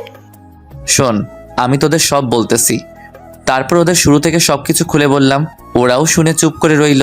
কিছুক্ষণ কি বলবে হয়তো ভাবতেছে। তখন নিশাত বলে উঠল, সবকিছু যেমন তেমন, কিন্তু রিয়া এটা করবে ভাবতেও পারিনি। কি বলবো বল? এই জন্যই বলেছি না দেখে প্রেম করার দরকার নেই। এখন কি করবি এটা বল। এই 4 দিন ধরে এটাই ভাবতেছি, কিন্তু কোনো রাস্তা দেখতেছি না। তোর হবু বউকে ডাক তো একটু দেখি। বলেই জয়াকে ফোন দিলাম। জয়া, কোথায় তুই? রান্নাঘরে কেন? আমাকে একটু কফি বানিয়ে দিয়ে যা না প্লিজ। তুই বস, আমি নিয়ে আসতেছি। ওকে। আচ্ছা, জয়া কি জানে রিয়ার ব্যাপারে? সব জানে। আচ্ছা, বিয়ে করবি বলে ঠিক করে নিয়েছিস নাকি? রিয়ার একটা লিংক পেলেই বিয়েটা করব না, আর ভাবতেছি পালিয়ে যাব, কারণ আর কোনো রাস্তা দেখতেছি না। কি বলিস? এখন দেখি কি করা যায়। আর এসব কথা বাদ দিয়ে তোদের কি খবর বল। আমাদের আর কি চলতেছে? কথা বলার এক ফাঁকে জয়া কফি নিয়ে আসলো। তারপর আমি নিশাত আর ফারিয়ার সাথে পরিচয় করিয়ে দিলাম। রাজ, তোরা কথা বল, আমার একটু কাজ আছে, আমি যাই। জয়া চলে যাওয়ার পর ফারিয়া বলে উঠল, এত সুন্দর মেয়েকে তোর বিয়ে করতে সমস্যা কোথায়? তুই আবার একই কথা বলতেছিস? আচ্ছা, তো পালিয়ে গেলে কবে পালাবি? কাল আমার গায়ে হলুদ, আর কাল রাতে সিয়াম আসবে। সিয়ামকে আনার নাম করে তোদের নিয়ে পালাবো। জয়া জানে তুই যে পালাবি? না, তবে চলে গেলে জয়া এদিকটা ঠিক সামনে নিবে, আমি জানি। তো আগেই পালাতে এসব করানোর কি দরকার ছিল? আরে এতদিন ভেবেই কুল পাইনি কি করব, তার উপর আবার এসব একের পর এক প্রেশার। আচ্ছা, তোরা ফ্রেশ হয়ে নে, খাওয়া দাওয়া করে ঘুমিয়ে যা, কাল আবার পালাতে হবে। তারপর ফ্রেশ হয়ে ওদের নিয়ে খাওয়া দাওয়া করে ঘুমিয়ে গেলাম। পরের দিনটা সেই ঝামেলার মাঝ দিয়ে গেল। সন্ধ্যায় সবকিছু শেষ করে 10টার দিকে সিয়াকে ফোন দিয়ে জিজ্ঞেস করলাম আর কতক্ষণ লাগবে আসতে। সিয়াম জানালো আধা ঘন্টা। তাই সবাইকে বলে আমরা 3 জন বেরিয়ে গেলাম। ফিরার আর নিয়ত নেই। স্টেশনে গিয়ে দেখি সিয়াম বসে আছে, তাই সিয়ামকে গিয়ে আগে সব খুলে বললাম। সিয়ামও সেম রিয়াকশন দিল। আচ্ছা, তাহলে চল ঢাকায় চলে যাই, বসে থেকে লাভ কি এখানে? রিয়ার খোঁজটা পেলেই হতো। রাতেই গিয়ে রিয়াকে ঢাকা থেকে নিয়ে এসে সবাইকে সব সত্যটা বলে দিতাম। তোদের কারো কাছে কোনো প্ল্যান থাকলে বল। কিসের প্ল্যান? যে রিয়াকে কিভাবে বের করব। নিশাত আর ফারিয়া কিছুই করতে পারল না। তখনই সিয়াম বলে উঠল, রিয়ার নাম্বারটা দে তো আমাকে। কেন, তুই কি করবি? আমার একটা কাজিন সিম কোম্পানিতে চাকরি করে, তাকে দিয়ে বের করে ফেলবো রিয়া কোথায় থাকে বা কার নামে সিম রেজিস্টার করা। কেমন হবে বলতো? গুড, নে তাড়াতাড়ি কর। তারপর সিয়াম তার কাজিনকে কল দিল। আমরা পাশে দাঁড়িয়ে রইলাম। হ্যালো ভাই, তোমার একটা হেল্প লাগবে। কি হেল্প? একটা নাম্বার দিয়েছি তোমাকে, তুমি নাম্বারের সব ডিটেলস আমাকে দিবে। কিরকম লাগবে? মানে কার নামে সিমটা রেজিস্টার করা, তার ডিটেলস, আর সিমটা এখন কোথায় আছে তার লোকেশনটা শেয়ার করে দিবে আমাকে। ওকে, 5 মিনিট পর আমি তোকে টেকস্ট করে দিতেছি। বলেই ফোনটা রেখে দিল। আমি সিয়ামের কাছ থেকে ফোনটা নিজের হাতে নিয়ে বসে থেকে অপেক্ষা করতে লাগলাম। তখনই নিশাত বলে উঠল, চল রাজ, চা খেয়ে আসি, এর মাঝে এসে যাবে। চল। তোরা যা, আমি এখানে আছি। ওকে। হঠাৎ আমার ফোনটা বেজে উঠল। তাকিয়ে দেখি রিয়ার নাম্বার থেকে কল এসেছে। আমি রীতিমতো অবাক হয়ে গেলাম। তাড়াতাড়ি রিসিভ করলাম। রিসিভ করতে রিয়া বলে উঠল, রাজ, তোমার বিয়ে ঠিক হয়ে গেছে মানে? আগে বলো তুমি এতদিন কোথায় ছিলে? তোমাকে খুঁজতে খুঁজতে আমি পাগল হয়ে গেছি। আসলে আব্বু মোবাইল নিয়ে গিয়েছিল, তারপর সবকিছু আপু নিজেই করেছে। একটু আগে ফোনটা হাতে পেয়েছি, কিন্তু তুমি বিয়ে করছো মানে কি? কি করব বলো, পরিস্থিতি এমন। তুমি প্লিজ বিয়েটা করো না, তুমি পালিয়ে চলে এসো। বলেই রিয়া কান্না করতে লাগলো। দেখি কি করা যায়। আর পাগলামি করবা না বলে দিলাম। রাজ, তুমি আমাকে ভালোবাসো না? তাই তো এত কিছু সহ্য করতেছি। রাজ, তুমি... রিয়া আর কিছু বলার আগেই সিয়ামের কাজিনের ফোন থেকে মেসেজ আসলো, রিয়া আমি তোমাকে পরে ফোন দিচ্ছি। বলেই ফোনটা রেখে দিলাম। তারপর সিয়ামের মোবাইলের মেসেজ অপশনে গিয়ে সেটা ওপেন করলাম। ওপেন করতেই দেখি সিয়ামের কাজিন সব পাঠিয়ে দিয়েছে। আমি 420 ভোল্টের শক খেলাম ঠিকানাটা দেখে আগে ডিলিট করে দিলাম সিয়ামের মোবাইল থেকে। তারপর ওদের ডেকে নিয়ে আসলাম আমার কাছে। কিরে, ঠিকানা পেয়েছিস? আয় তোরা গাড়িতে ওঠ। ওকে। তারপর সবাই মিলে গাড়িতে উঠে বসলাম। আমি ড্রাইভিং সিটে বসে গাড়ি চালাতে লাগলাম নানুদের বাসার দিকে। তখন নিশাত বলে উঠল, কিরে, তুই আবার ওই বাসার দিকে যাচ্ছিস কেন? এমনি রিয়াকে বিয়ে করব না, জয়া আমার জন্য বেস্ট, আর রিয়াকে একটা শিক্ষা দিব আমি। তোর কথার মানে বুঝতেছি না আমি। মানে বিয়ে করে ঢাকায় গিয়ে নেই, তারপর বুঝাবো। আমি তোদের আপাতত চুপ থাক। ওকে। তারপর সিয়াম সহ সবাইকে নিয়ে বাসায় চলে আসলাম। যে বাসা থেকে পালানোর নিয়ত নিয়ে বেরিয়েছিলাম, আবার সেখানে ফিরে যাচ্ছি। সকালে উঠে রিয়াকে আগে ব্লক করে দিলাম। তারপর উঠে নাস্তা করে নিলাম।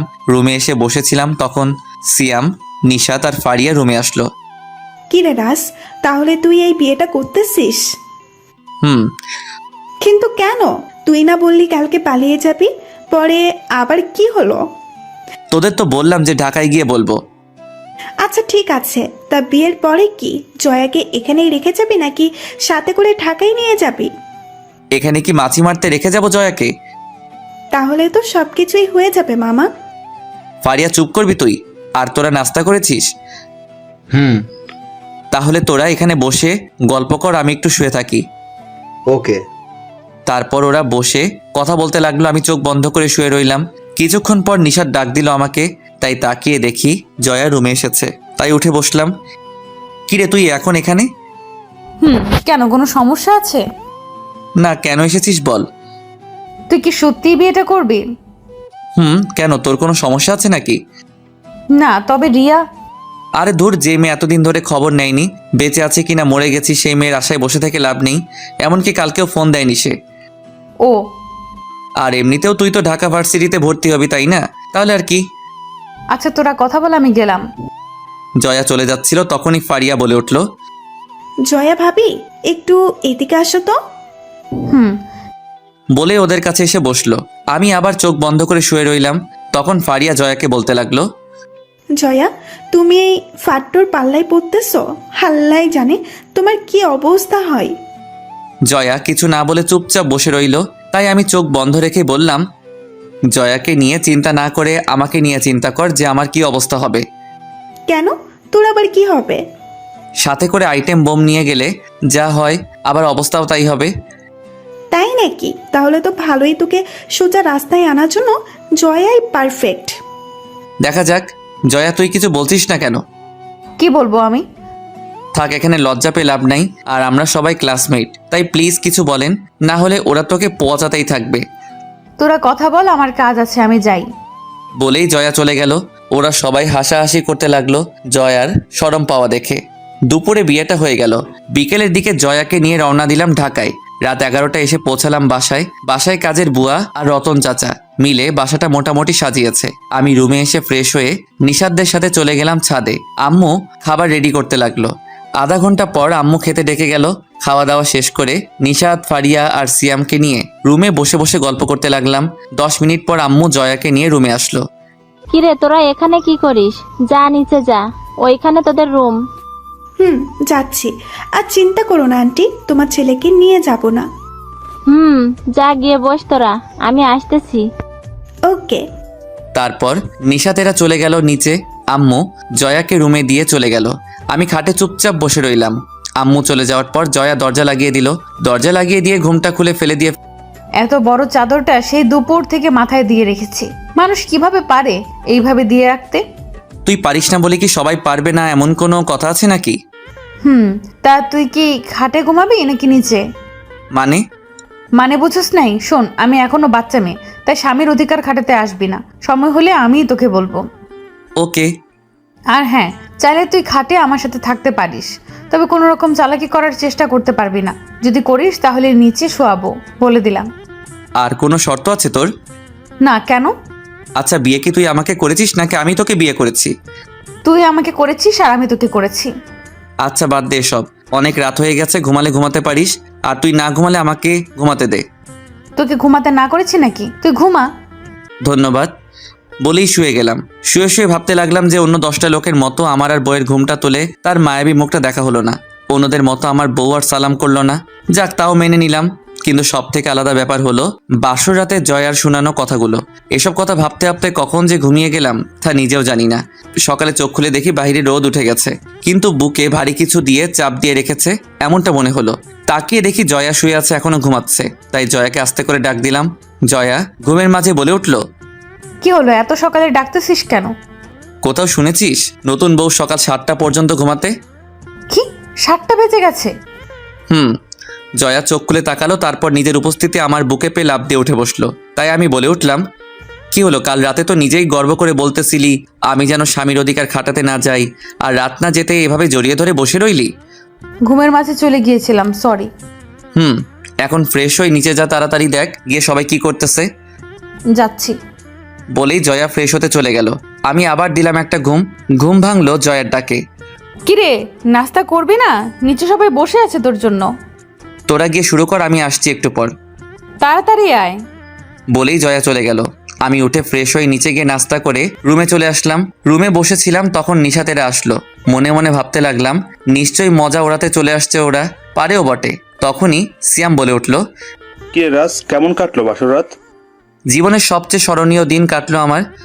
তাই নাকি? তা জয়া নিশ্চয়ই অনেক আদর দিয়েছে, তাই না? জীবনের আদর দিয়েছে। তাই নাকি? তা কেমন সার্ভিস দিল? ফারিয়া, আমি মাঝে মাঝে ভাবনায় পড়ে যাই তুই ছেলে না মেয়ে।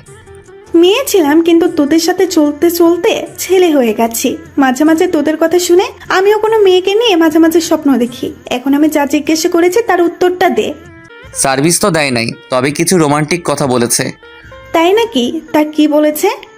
বলেছে যে আমি এখনো বাচ্চা, তাই স্বামী সাজতে আসবি না, আর এক খাটে থাকলে চান্স নিবি না বলে দিলাম। কি না জি। জয়া এমন কথা বলবে বিশ্বাস হয় না আমার। কি মিষ্টি একটা মেয়ে। ওর সুন্দর চেহারাটা দেখে এসব বলছিস, আর আমি ওর চঞ্চল মনটা দেখেছি। আচ্ছা, একটা কথা বলতো। কি? তুই ওই বাসা থেকে পালিয়ে গেলি রিয়ার সাথে দেখা করবি বলে, কিন্তু তুই আবার ফিরে গেলি, কাহিনী কি? ভালো কথা মনে করেছিস নিশাদ। তুই কাহিনী কি বলতো? আমি দুজনকেই বিয়ে করেছি। মানে? নিশাত আর ফারিয়া একসাথে বলে উঠলো। তখন পাশ থেকে সিয়াম বলে উঠলো, রিয়া কালকে রাজকে কল দেওয়ার জন্য সিমটা চালু করছিল, আর তখনই আমার কাজিনের কাছে তার লোকেশন চলে যায়। আর উনি আমাকে লোকেশনটা শেয়ার করেন। তারপর আমি বুঝে যাই যে রাজ কেন কালকে বাসায় ফিরে এসেছে। ও তার মানে হুম। বাহ, রাজকে কি ঘুরালো এতটা দিন। যাক, অবশেষে ধরা খেয়েই গেল। তবে আমি এখন প্রতিশোধ নিতে চাই। মানে? 7 দিন আমাকে প্যারা দিয়েছে, আমিও তাকে কয়েক মাস প্যারা দিতে চাই। তোরা সঙ্গ দিবি কিনা বল। আমরা তো সব সময় তোর সাথে আছি, কিন্তু কিভাবে প্রতিশোধ নিবি এটা আগে বল। আমাকে একটু ভাবতে দে, আর তোরাও একটু ভাব, উপায় পেলে বলবি। ওকে। তারপর সবাই কিছুক্ষণ চুপ করে ভাবতে লাগলাম কিভাবে নিব। ভেবেই পাচ্ছিলাম না, তখনই ফারিয়া বলে উঠল, রাজ, আমি একটা উপায় পেয়েছি। বল শুনি কি উপায়। শোন, আমরা একটা ফেক রিয়া সাজিয়ে তার সাথে তুই মিথ্যা নাটক করতে থাকবি, আর এদিকে উনি জ্বলবে আর পুড়বে। Great idea. সব ঠিক আছে, কিন্তু এই ফেক রিয়াটা হবে কে? আরে চিন্তা করিস না, আমার একটা কাজিন আছে, আমাদের বাসায় থাকে। সে দেখতেও সুন্দর, তার উপর আবার অ্যাক্টিং ভালো পারে। তুই আসলে একটা চিজ, মানুষের উপকারের চেয়ে ক্ষতিটা কিভাবে করতে হয় তা খুব ভালো করে জানিস, আর এমন লোক টিমে থাকা দরকার। ওই তুই চুপ কর, আসছে আমারে বলতে। ওকে, তুই কথা বলে দেখ, কালকে বিকেলে আমি পুরনো বাড়িতে আসব, ওইখানে কথা হবে। ওকে। তারপর সবাই যার যার মতো বসে বসে মজা করতে লাগলাম। আর এদিকে জয়া আম্মুর সাথে রান্না শিখতে ব্যস্ত। এত বড় হয়ে গেছে এখনো রান্না শিখে নাই। যাক, মামাদের আদরের মেয়ে, তাই আম্মু জয়াকে তার শিষ্য বানিয়ে নিল। দুপুরে খাওয়া দাওয়া করে সিয়ামেরা চলে গেল। আমি রুমে বসে মোবাইল টিপতে লাগলাম। কিছুক্ষণ পর জয়া রুমে আসলো, এসেই চারদিকে 4 হাত পা ছড়িয়ে শুয়ে পড়ল। আমার দিকে তাকিয়ে হালকা করে একটা হাসি দিল। কি হলো, দাঁত বাহির করে আছিস কেন? তোকে একটা কাজ করে দিতে হবে। কি কাজ? আমার মাথাটা ব্যথা করতেছে, একটু টিপে দিবি প্লিজ। আর কাউকে পেলি না এটা বলার জন্য যে আমি যে তোর স্বামী, সেটা ভুলে গেলি নাকি? চুপ কর, আর যা বলছে তা কর। আসছে স্বামী হইতে, তাড়াতাড়ি মাথার একটু টিপে দে। আর এই বাসাতে আঙ্কেল আন্টি ছাড়া তো তুই আছিস, তাহলে আর কাকে বলবো? ওকে, কিন্তু বেশি নড়াচড়া করতে পারবি না, ঠিক আছে? আমি গিয়ে দেয়ালের সাথে পিঠ ঠেকিয়ে ধাক্কা দিয়ে বসলাম। ওকে। জয়া বালিশ নিয়ে আমার কোলে রাখলো, তারপর সেটার উপর শুয়ে পড়ল। আমি আস্তে আস্তে জয়ার মাথাটা টিপে দিতে লাগলাম। তখনই জয়া বলে উঠল, রাজ, তুই যে বউয়ের সেবা করতেছিস সেটা আঙ্কেল আন্টি জানলে কি করবে? প্রথমত তুই আমাকে দিয়ে তোর সেবা করাচ্ছিস, শুনলে তোকে তোর বাসায় পাঠিয়ে দিবে, তারপর আবার আমাকে বিয়ে করাবে। চুপ শয়তান, আবার বিয়ে করবে? শখ কি ওনার? কেন, আরেকটা বিয়ে করলে তোর কি সমস্যা? আরেকটা বিয়ে করলে ওই বউটা আমাকে আদর করবে, আরো কত কিছু। আর আমি তোকে এমন মার মারবো যে জীবনে আর আদর খাওয়ার নাম নিবি না। রাখ, আব্বু আম্মুকে তোর গুন্ডি স্বভাবের কথাটা বলবো আজকেই। যা গিয়ে বলে দেখ, আঙ্কেল আন্টি বিশ্বাস করবে না। ওই, আমার আব্বু আম্মু তোর আঙ্কেল আন্টি লাগে বিয়ের পরেও? আমার যখন যেটা মন চাইবো তখন সেটাই বলবো, তাতে তোর কোনো সমস্যা? তোর কপাল ভালো এই বাসার বউ হয়ে এসেছিস, না হলে ওই ছেলেটার সাথে বিয়ে হলে বুঝতি কত ধানে কত চাল। এখানে লেখা ছিল তাই এখানে হয়েছে, আর বেশি কথা না বলে মাথা টেপ। আমার হাত ব্যথা করতেছে, আমি আর পারবো না। আর একটু টিপে দে না প্লিজ, ঘুম চলে আসছে। ওকে, কিন্তু তার বিনিময়ে আমি কি পাবো? কি বিনিময় নিবি বল? আমাকে আর জ্বালাতে পারবি না আজকে। ওকে। তারপর আবার জয়ার মাথাটা টিপে দিতে লাগলাম। কিছুক্ষণ পর জয়া ঘুমিয়ে গেল। আমি ওর মুখটার দিকে তাকিয়ে ভাবতে লাগলাম যে এই ঘুমন্ত চেহারাটা দেখে মনে হয় না মেয়েটা এত চঞ্চল, তবু কেন জানি এত ভালো লাগে। এসব ভাবতে ভাবতে দেয়ালে ধাক্কা দেওয়া অবস্থায় আমিও ঘুমিয়ে গেলাম, কখন তা নিজেও জানি না। ঘুম ভাঙলো আম্মুর ডাকে, তাকিয়ে দেখি আম্মুর সামনে দাঁড়িয়ে আছে। কিরে, সন্ধ্যা হয়ে গেছে, উঠবি না? তা রোমান্স করতে করতে একেবারে ঘুমিয়ে গেলি? মানে? নিচে তাকিয়ে দেখ। নিচে তাকিয়ে দেখি জয়া আমার কোলে শুয়েই ঘুমিয়ে রয়েছে। আম্মুকে বললাম, তুমি এটাকে রোমান্স করেছি ভাবতেছো? তোমার ভাইয়ের মেয়ে আমাকে দিয়ে তার মাথা টিপিয়েছে। তো কি হয়েছে? আচ্ছা, এমন মেয়েকে আনতে পারলে না যে আমার একটু সেবা করবে? চুপ কর, কালকে মেয়েটা এসেছে আর আজকে খুঁট ধরা শুরু করেছিস? তুই তোর বাবার বা বংশের একটা নৌকো ফেলবি। এখানে আব্বু আর আমার বংশ আসলো কোথা থেকে?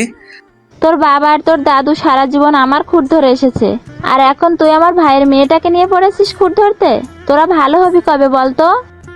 আম্মু, আমার ভুল হয়েছে, তোমার ভাইয়ের মেয়েকে নিয়ে এখন যাও আর মহারানীকে উঠিয়ে তোমার সাথে নিয়ে যাও। তোর বউ তুই নিয়ে আয়, আমি গেলাম। বলেই আম্মু সুরসুর করে রুম থেকে চলে গেল। তখনই উঠে বসে আমাকে বলল, কিরে, বিচার দিয়ে লাভ হলো না? হবে কিভাবে? তোর মতে তেরা, তার উপর আবার তার বংশের মেয়েকে নিয়ে বলেছি, শুনবে কে? এটাকেই বলে পাওয়ার।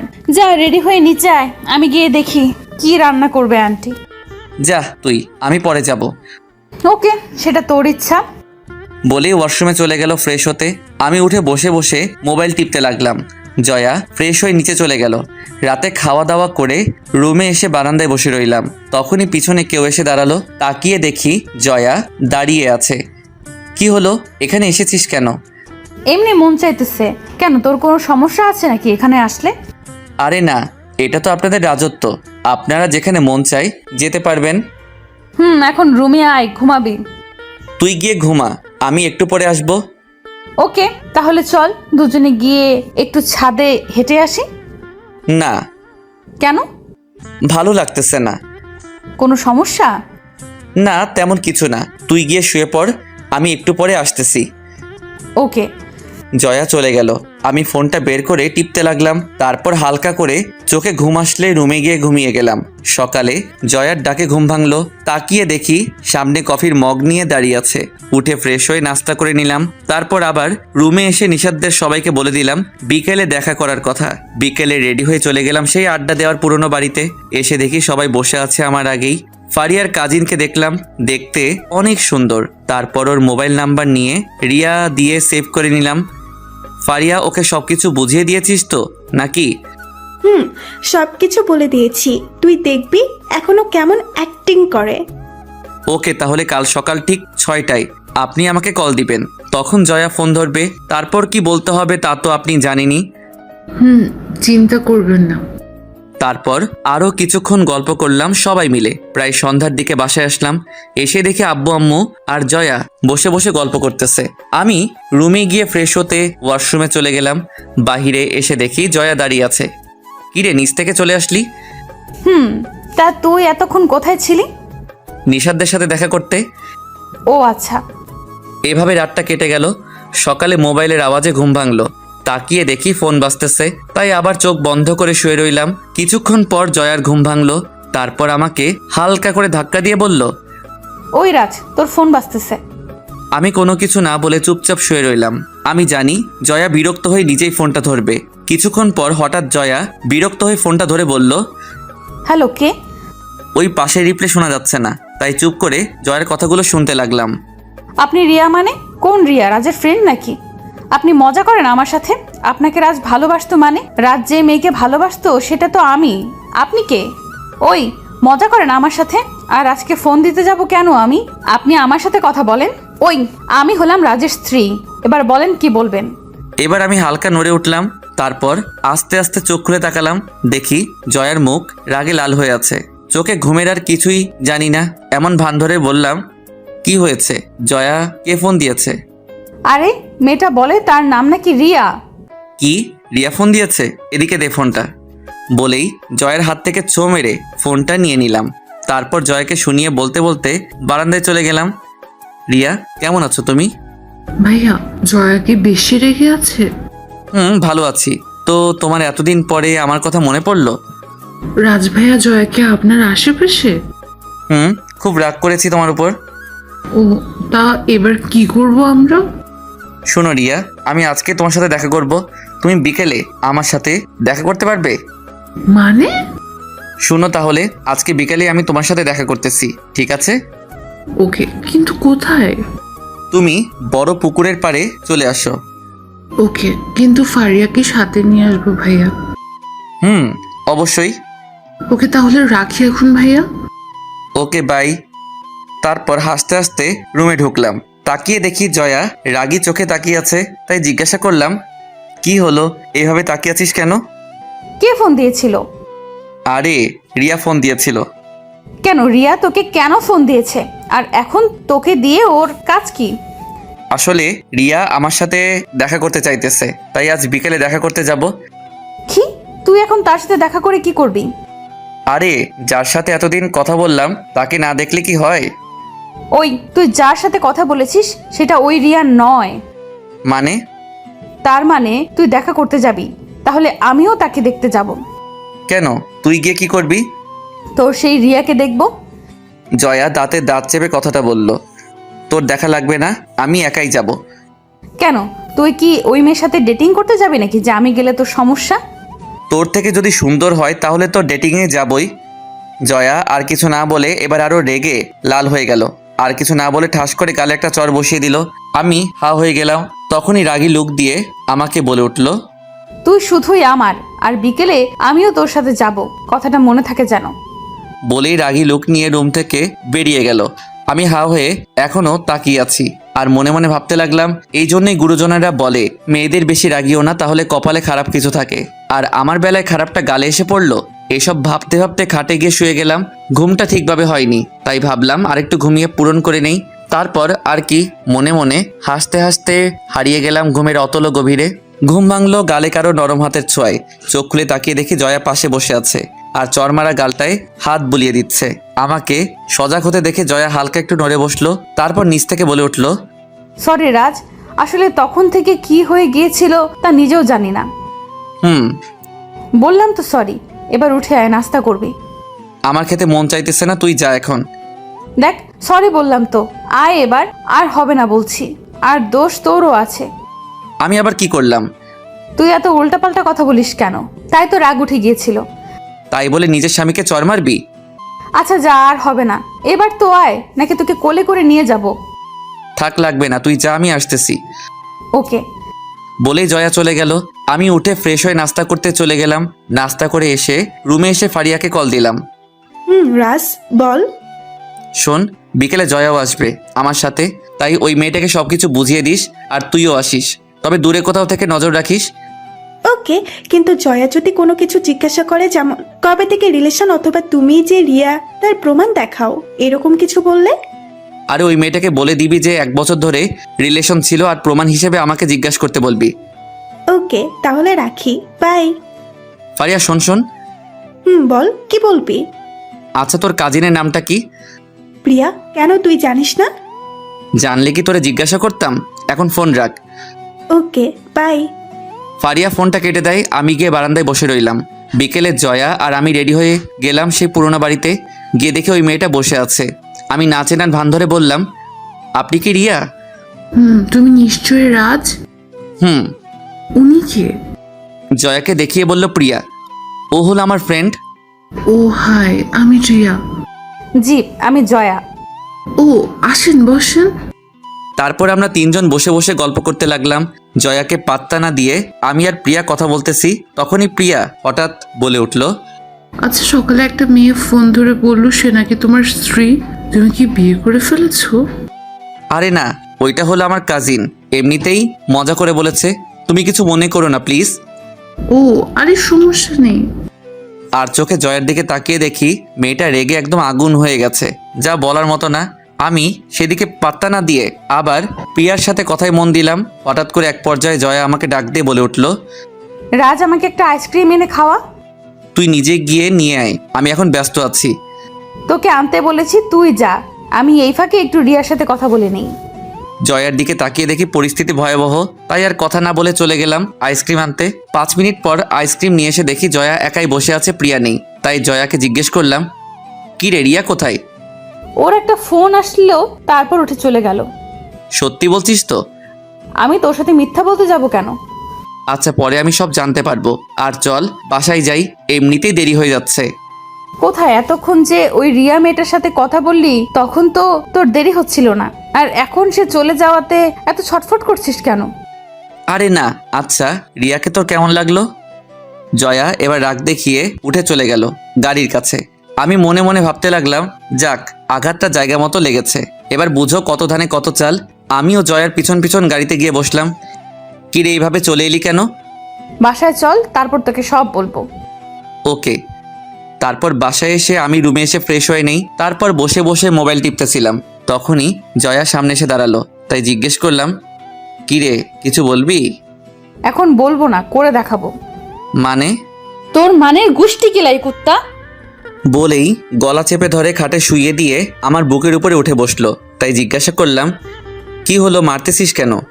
আমি তোর কি লাগি? এক হিসেবে কাজিন, আরেক হিসেবে বউ কেন? কাজিন মানে এখনো কি তোর কাজিন আছে নাকি আমি? না, কিন্তু এসব বলতেছিস কেন? তুই ওই মেয়েটার সামনে আমাকে তোর ফ্রেন্ড বললি কেন? আমি কি তোর ফ্রেন্ড হই? আরে আমার ময়না পাখি, আমি যদি তখন রিয়াকে বলতাম যে তুই আমার বউ, তাহলে কি সে আমার সাথে কথা বলতো? কথা না বললে কি হতো এমন তোর? বলেই জয়া আরো জোরে চাপ দিয়ে ধরলো, তাই শ্বাস ফেলতে কষ্ট হচ্ছিল। তাই জয়াকে বললাম, আরে শ্বাস ফেলতে কষ্ট হচ্ছে, প্লিজ ছাড়। কোনো ছাড়াছাড়ি নাই, আগে বল এসব বাদ দিবি কি না? আর ওই মেয়েটা আসলে রিয়া না? মানে?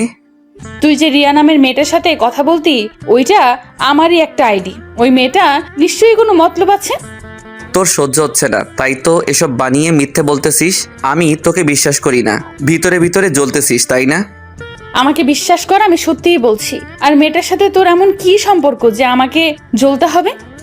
রিয়াকে আমি ভালোবাসি, তাই এসব বলতেছিস। তবে এসব বলে লাভ নেই। জয়া আর কিছু না বলে বুক থেকে নেমে গেল। জয়ার মুখের দিকে তাকিয়ে দেখি মুখটা কেমন ফ্যাকাশে হয়ে গেছে। আমি কিছু বলে ওঠার আগেই রুম থেকে বেরিয়ে চলে গেল। রাতে খাওয়া দাওয়া করে রুমে এসে শুয়ে রইলাম, কিন্তু জয়া রুমে আসতেছে না। এক পর্যায়ে নিজের অজান্তেই ঘুমিয়ে গেলাম। ঘুম ভাঙলো হালকা আওয়াজে। ভালো করে খেয়াল করে বুঝলাম কেউ ফুপিয়ে কান্না করতেছে। মোবাইলে সময় দেখি প্রায় 2টা বাজতেছে। এমন সময় কে কান্না করতেছে? পাশে তাকিয়ে দেখি জয়া উল্টো দিকে মুখ করে শুয়ে আছে। আমি আস্তে করে জয়াকে ডাক দিয়ে বললাম, জয়া কি হয়েছে তোর? জয়া কোনো রিপ্লাই না দিয়ে চুপচাপ শুয়ে রইল। আমি কিছুক্ষণ সজাগ থাকার পরে আর কোনো শব্দ হচ্ছিল না, তবে বুঝতে পেরেছিলাম জয়া কান্না করতেছিল। আমাকে জ্বালিয়েছে অনেক, এবার নিজে একটু কেঁদে দেখুক কেমন লাগে। কাল সকালে সব ঠিক হয়ে যাবে। আমি কি বেশি কিছু করতেছি নাকি যা করতেছি তা কি সব ঠিকই হচ্ছে? এসব ভাবতে ভাবতে আবার ঘুমিয়ে গেলাম। সকালে ঘুম ভেঙে তাকিয়ে দেখি জয়া পাশে নেই। আমি উঠে ফ্রেশ হয়ে চলে গেলাম নাস্তা করতে। জয়া সবকিছু সাজাচ্ছে, আমাকে দেখেও না দেখার ভান ধরে রইল। তারপর সবাই নাস্তা শেষ করে ফেললাম। আমি রুমে এসে বসে বসে গল্পের বই পড়তে লাগলাম। জয়া রুমে আসতেছে না। কোনোদিন তো এ সময় রুমে এসে কতক্ষণ ঝগড়া করে যেত, আজকে কি হলো? যাক, দুপুরে খাওয়া দাওয়া করে আমি রুমে বসেছিলাম, তখনই জয়া রুমে আসলো। যাক, মনে একটু শান্তি আসলো। কিন্তু আমার সাথে কোনো কথা না বলে নিজের কাপড় নিয়ে চলে গেলে ওয়াশরুমে আমি তাকিয়ে রইলাম জয়ার দিকে। ওয়াশরুম থেকে বেরিয়ে আবার রেডি হয়ে চলে গেল নিচে। না, এবার মনে হয় বেশি করে ফেলেছি। আর এত অভিমান মেয়েটার আগে তো জানতাম না। যাক, বিকেলে রেডি হয়ে বাইরে চলে গেলাম নিশাদদের সাথে দেখা করতে। সন্ধ্যায় বাসায় আসলাম। রুমে ঢুকে দেখি জয়া ঘুমিয়ে আছে, তাই আর রুমে না ঢুকে ড্রয়িং রুমে গিয়ে বসে রইলাম। কারণ আমি এখন রুমে গেলে জয়ার ঘুম ভেঙে আমাকে দেখলে বেরিয়ে চলে আসবে, তাই ড্রয়িং রুমে বসে থাকি তাতেই ভালো। তবে একটা জিনিস খেয়াল করেছি যে জয়া হয়তো কান্না করেছে, তাই ওর নাক মুখ সবকিছু হালকা অস্বাভাবিক হয়ে আছে। রাত 8টার দিকে জয়া ড্রয়িং রুমে আসলো আর আমাকে দেখে রান্নাঘরে চলে গেল। আমি রুমে চলে আসলাম, এসে ফ্রেশ হয়ে বসে রইলাম কিছুক্ষণ। রাতে খাওয়া দাওয়া করে কালকের মতো আবার রুমে এসে বসে রইলাম, কিন্তু জয়া আসার নাম নেই। এক সময় ঘুমিয়ে গেলাম, কিন্তু আবার গতকালকের মতোই ঘুমটা ভেঙে গেছে। আজকেও জয়া কান্না করতেছে, তাই ভাবতে লাগলাম না, এভাবে জয়াকে কাঁদানোটা ঠিক হবে না। তাই বেশি কিছু না ভেবে জয়াকে হালকা করে পিছন থেকে জড়িয়ে ধরলাম। জয়া কিছু না বলে উঠে সোফায় গিয়ে শুয়ে পড়ল। বুঝলাম কালকের দিনে সবকিছু ঠিক করতে হবে, এখন আর কিছু বলে লাভ নেই। সকালে ঘুম ভেঙে দেখি জয়া আমার আগেই উঠে চলে গেছে, তাই উঠে ফ্রেশ হয়ে নিলাম। গতকালকের মতোই আচরণ, তাই নাস্তা করে এসেই নিশাদদের গ্রুপে আসতে বলে দিলাম। তারপর ওদের সবাইকে কথাগুলো আর জয়ার এই 2 দিনের আচরণের সবগুলো কথা খুলে বললাম। সবাই চুপ করে শুনলো। তারপর সিয়াম বলে উঠল, দেখ রাজ, যা হয়ে গেছে তা তো শেষই। এখন জয়াকে মানিয়ে নে আর সবকিছু বলে দে। রাজ, আমারও তাই মনে হয়। কিন্তু মহারানী তো কথা বলার সুযোগই দেয় না, সবসময় এড়িয়ে চলে। আরে একসময় রুমে আসলে চেপে ধরে সব কিছু বলবি, তারপর দেখবি বুঝবে। ওকে, দেখি কি করা যায়। তারপর ফোন রেখে দিয়ে ভাবতে লাগলাম কিভাবে কি করা যায়। অবশেষে মাথায় একটা বুদ্ধি আসলো, তবে এটা আপনাদের এখন বলবো না। দুপুরে খাওয়া দাওয়া করে রুমে বসে বসে মোবাইল টিপতে লাগলাম। অনেকক্ষণ পরে জয়া রুমে আসলো। গতকালকের মতোই নিজের কাপড় নিয়ে চলে গেল ওয়াশরুমে। কিছুক্ষণ পরে ওয়াশরুম থেকে বেরোলো।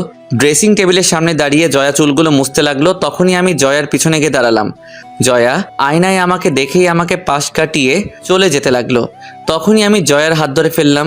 জয়া ছাড়ানোর চেষ্টা করতে লাগলো, তখন আমি জয়াকে টান দিয়ে এনে দেয়ালে ঠেসে ধরলাম। জয়ার 2 হাত চেপে ধরলাম 2 দিকে। জয়া নিজেকে ছাড়ানোর চেষ্টা করতেছে, কিন্তু তাতে লাভ হলো না। তাই জয়াকে বললাম, কি হয়েছে তোর? জয়া কোনো কথা না বলে চুপচাপ নিজেকে ছাড়ানোর চেষ্টা করতেছে। তাই আবার জয়াকে বললাম, কি হলো, কথা বলবি নাকি লিপ কিস করবো, কোনটা? ছাড় আমাকে। না, আগে আমার কথাগুলোর উত্তর দিবি, তারপর ছাড়বো। আমি কোনো কিছুর উত্তর দিতে পারবো না। আচ্ছা তাহলে এটা বল, 2-3 দিন ধরে আমার সাথে এমনটা করতেছিস কেন? আমি কি করলাম আবার? আমি কি তোকে মেরেছি, কোনো কিছুর জন্য প্রেশার দিয়েছি? তাহলে তার থেকেও বড় কিছু করেছিস, আমাকে অ্যাভয়েড করতেছিস তুই। আমি জানতে চাই। আমার মন চাইতেছে তাই। আর আমার কাছে কি তোর? যা গিয়ে তোর সেই রিয়ার কাছে সময় কাটা। আমার খোঁজ তোকে নিতে বলেছি আমি? চুপ, থাপ্পড় মাইরা দাঁত ফেলাই দিমো। কেন রিয়ার সাথে ঘুরলে তোর কষ্ট লাগে? তাহলে ওই 1 সপ্তাহ যে আমাকে কষ্ট দিয়ে নিজে মজা নিয়েছিলি, তখন কেমন লেগেছিল আমার? এবার বুঝেছিস? বুঝতে হবে না আমার, তুই যা তোর রিয়ার কাছে। আমি তো রিয়ার কাছেই আছি। তুই মিথ্যা বলতেছিস আমার সাথে। ওই মেয়েটাকে তুই নিশ্চয়ই ভালোবাসিস। বুঝেছি, ওর মুখ বন্ধ করতে হবে। তাই বেশি কিছু না ভেবে ওর ঠোঁটে আমার ঠোঁটগুলো বসিয়ে দিলাম। সপ্তম আকাশ থেকে পড়লো। চোখগুলো বড় বড় করে আমার দিকে তাকিয়ে রইল।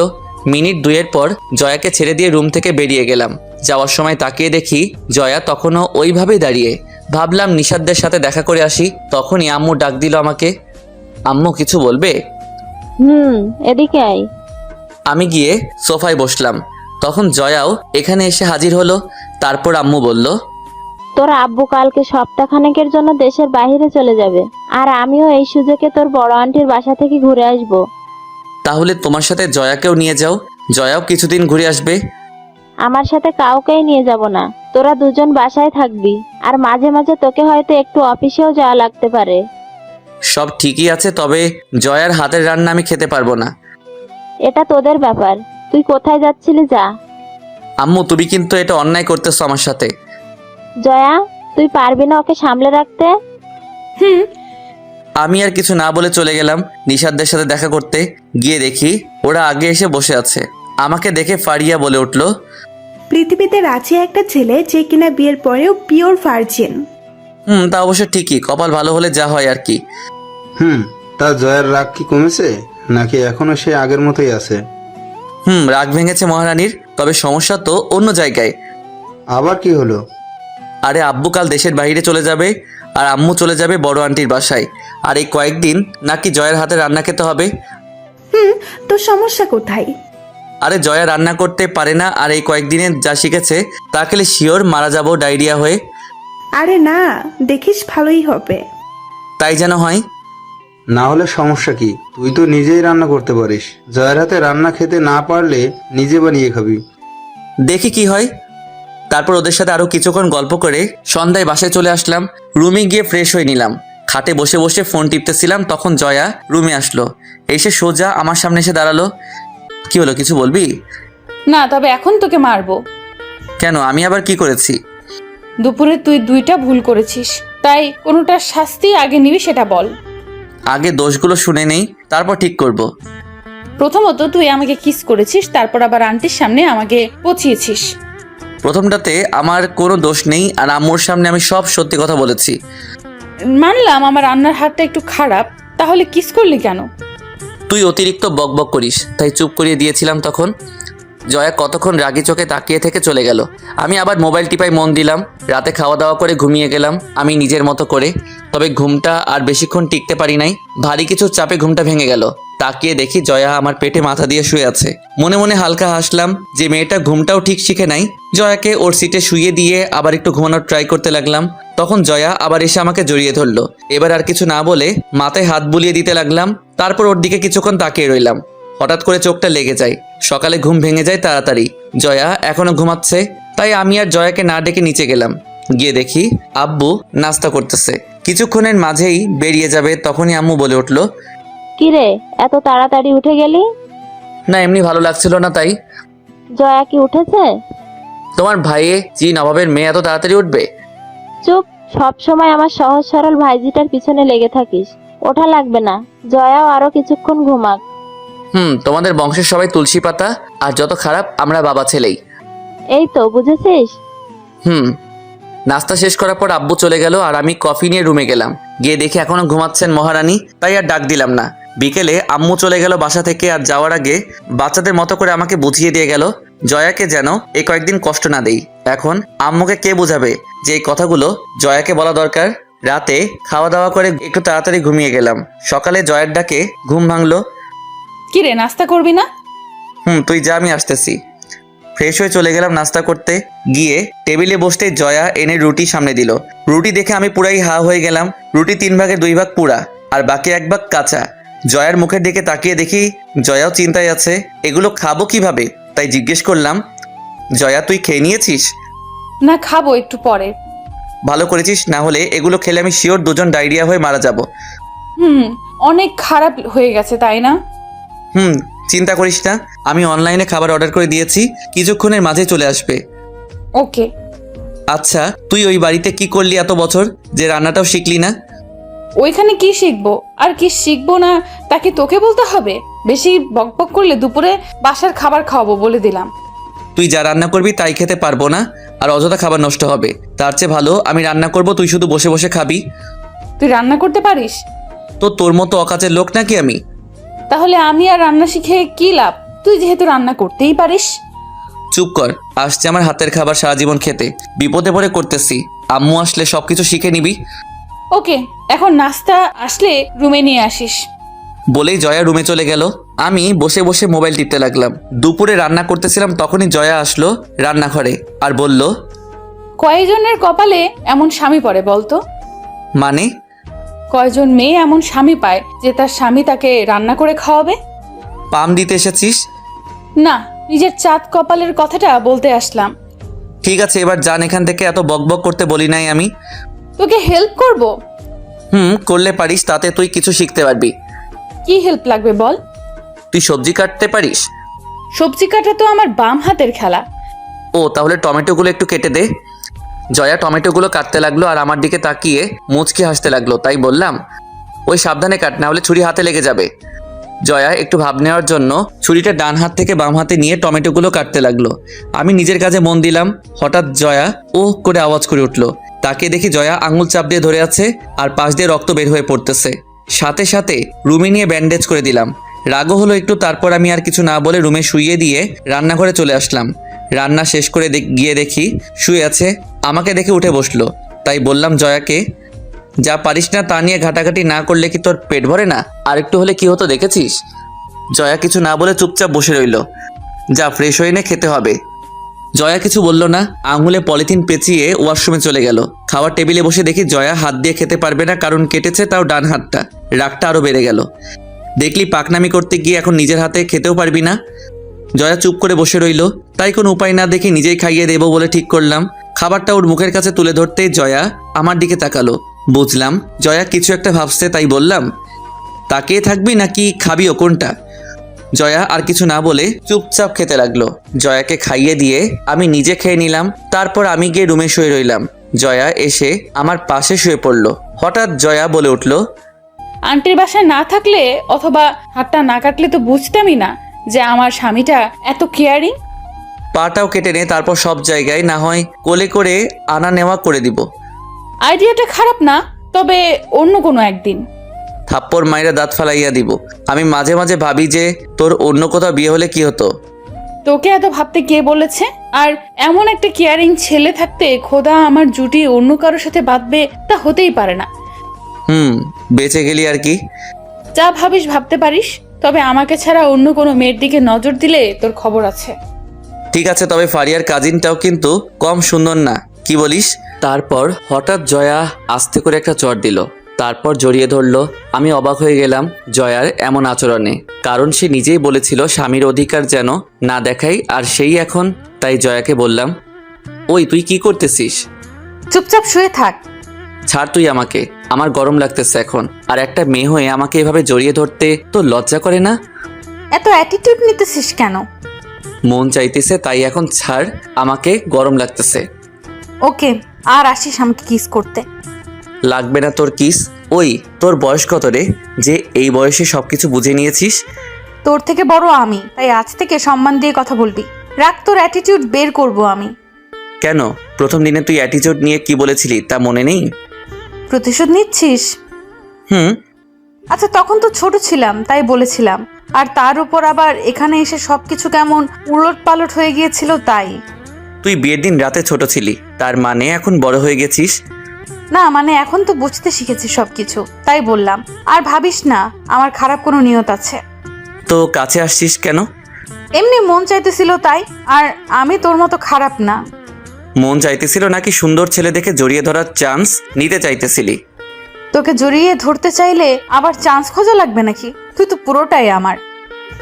আমাকে ঠকিয়েছিস তুই, না হলে আমার কলেজে কত সুন্দর সুন্দর মেয়ে ছিল, আজ আমি তাদের হয়ে যেতাম। ও হ্যালো, তখন থেকে যে এত বকবক করতেছিস তা আমি তোর থেকে কম কোন দিয়ে? তার উপরে আবার বয়সও বড়, তো নিজেকে আসমানে ওঠানো বন্ধ কর। আর হাজারো ছেলে আমার পেছনে পেছনে ঘুরতো, আমি পাত্তা দেই না বলে, আর তুই তো নিজেই দেখেছিস। এখন ঘুমা, আমি একটু বাইরে যাব, ফিরতে ফিরতে রাত হবে। কেন, কি করবি বাহিরে গিয়ে? নিশাদদের সাথে দেখা করে আসবো, আর কিছুক্ষণ আড্ডা মেরে আসবো। আমি বাসায় একা থাকবো নাকি? তো কি করবি? আমিও তোর সাথে যাব, আমার একা থাকতে ভালো লাগে না।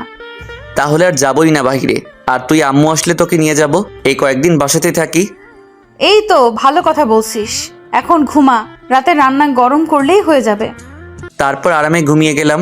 রাতে খাওয়া দাওয়া করে দুজন গল্প করে ঘুমিয়ে গেলাম। এইভাবে চলে গেল দিনগুলো। আম্মু আব্বু দুজনে চলে আসলো বাসায়। তবে এই কয়েকদিনে জয়াকে নিজের হাতে খাইয়ে দিয়েছি, তার উপর আবার ঝগড়া, সব মিলিয়ে ভালোভাবে কেটে গেল দিনগুলো। আম্মু এসে জয়ার হাত কাটা দেখে জয়াকে কতগুলো বকা দিল, আর তার চেয়ে বেশি আমাকে কথা শোনালো। আমি থাকতে কিভাবে হলো এটা, আরো নানা রকম কথা। যাক, অবশেষে নিজে রান্না করে খাওয়ার দিনটা শেষ হলো। পরশু রেজাল্ট দিবে, তারপর আবার বিজি হয়ে যাব ভার্সিটি নিয়ে। বিকেলে নিশাত আর ফারিয়ার সাথে কথা বলে চলে আসলাম। আজকে ফারিয়ার বার্থডে, তাই রাতে ওদের এখানে পার্টি আছে। ফারিয়া বলে দিয়েছে জয়াকে সাথে না নিয়ে গেলে আমাকে নাকি পার্টিতে ঢুকতে দেওয়া হবে না। ভাবলাম এখানে এসে বাহিরে বের হই নাই এখনো, তাই আজকে সারা সন্ধ্যা জয়াকে নিয়ে ঘুরে তারপর পার্টিতে আসবো। তারপর বাসায় চলে আসলাম। বাসায় আসতে দেখি মন খারাপ করে বসে আছে, তাই জিজ্ঞাসা করলাম, কি রে মন খারাপ করে বসে আছিস কেন? রেজাল্ট যেন কি হয় কে জানে। সারা বছর পড়া ফাঁকি দিয়ে এখন রেজাল্ট নিয়ে চিন্তা করছিস? তোরে বলছে। আচ্ছা চল, আজকে তোকে নিয়ে বাহির থেকে ঘুরে আসি। না, আজকে ভালো লাগতেছে না। চল ঘুরে আসি, মনটা ভালো হয়ে যাব। না রে। বেশি বকবক না করে রেডি হয়ে নে, তাড়াতাড়ি বেরোতে হবে। আমি আর কিছু না বলে ওয়াশরুমে গিয়ে ফ্রেশ হয়ে নিলাম। জয়াকেও কিছুক্ষণের মাঝে রেডি হয়ে নিতে বললাম। জয়া রেডি হওয়ার পর দুজন বেরিয়ে আসলাম বাসার নিচে। আচ্ছা, ঘুরতে কি গাড়িতে যাবি নাকি রিক্সায়? চল রিক্সায় ঘুরে আসি। ওকে আয়। তারপর একটা রিক্সা নিয়ে ঘুরতে লাগলাম। হঠাৎ জয়া ফুচকার দোকান থেকে থামাতে বলল। মহারানী নাকি ফুচকা খাবে, সে ফুচকা খেতে লাগলো। আমি পাশে দাঁড়িয়ে দেখতে লাগলাম ফুচকার দোকানে জ্বলতে থাকা আলোয় জয়ার মুখটা আরো মায়াবী হয়ে উঠেছে। নিজের ভিতরে কেমন রোমান্টিকতা কাজ করতে লাগলো, তাই অপলক চোখে তাকিয়ে আছি তার দিকে। হঠাৎ জয়া বলে উঠল, ওই কি হয়েছে তোর, এভাবে তাকিয়ে আছিস কেন? না এমনি। আচ্ছা একটা কথা বলিস, শোন। বল। রাস্তায় নিজের বউয়ের দিকে কেউ এভাবে তাকিয়ে থাকে? বোকা কোথাকার। জয়ার কথা শুনে লজ্জা পেয়ে গেলাম, তাই কিছু না বলে মুখ ঘুরিয়ে নিলাম। তারপর জয়াকে নিয়ে একটা পার্কে গেলাম, সেখানে কিছুক্ষণ বসে রইলাম। তারপর জয়াকে বললাম, চল আজকে এক জায়গা থেকে ঘুরে আসি। কোথায় যাবি? গেলেই দেখতে পাবি। তারপর জয়াকে নিয়ে সোজা পার্টিতে যাওয়ার জন্য ফারিয়াদের বাসার সামনে এসে নামলাম। তখনই জয়া বলে উঠল, কিরে এখানে নিয়ে আসলি কেন? ভিতরে গেলেই দেখতে পাবি। তোর নিয়ত খারাপ নেই তো? মানে কি বলতে চাইতেছিস তুই? আমি অনেক ফিল্মে দেখেছি যে সুন্দরী মেয়েদের ভুলিয়ে ভালিয়ে বন্ধুদের বাসায় নিয়ে তারপর। থাপ্পড় খাওয়ার শখ হয়েছে তোর? চুপ করে আয়। এমন কিছু করার চেষ্টা করলে আমি আন্টিকে সব বলে দেব। আচ্ছা আয়, কি করব সেটা পরে দেখব। তারপর জয়াকে নিয়ে বাসার ভেতরে যেতে লাগলাম। তখনই হঠাৎ প্রিয়া সামনে পড়ল, তাই বললাম, হাই কি অবস্থা? ভালো। হাই জয়া আপু। হাই। আপনার ভিতরে আসেন। ভিতরে যেতে লাগলাম, আর জয়ার দিকে তাকিয়ে দেখি জয়া কিছুটা অবাক আর মুখে চিন্তার ছাপ নিয়ে আসতেছে।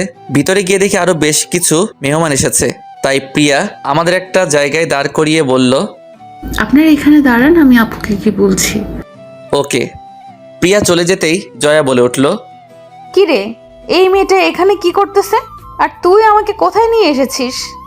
আমার এক্স গার্লফ্রেন্ডের আজকে জন্মদিন, তাই ভাবলাম তোকে নিয়ে যাই। কই, তুই তো কোনো সময় বলিস নাই আমাকে। এটা বলার কি আছে?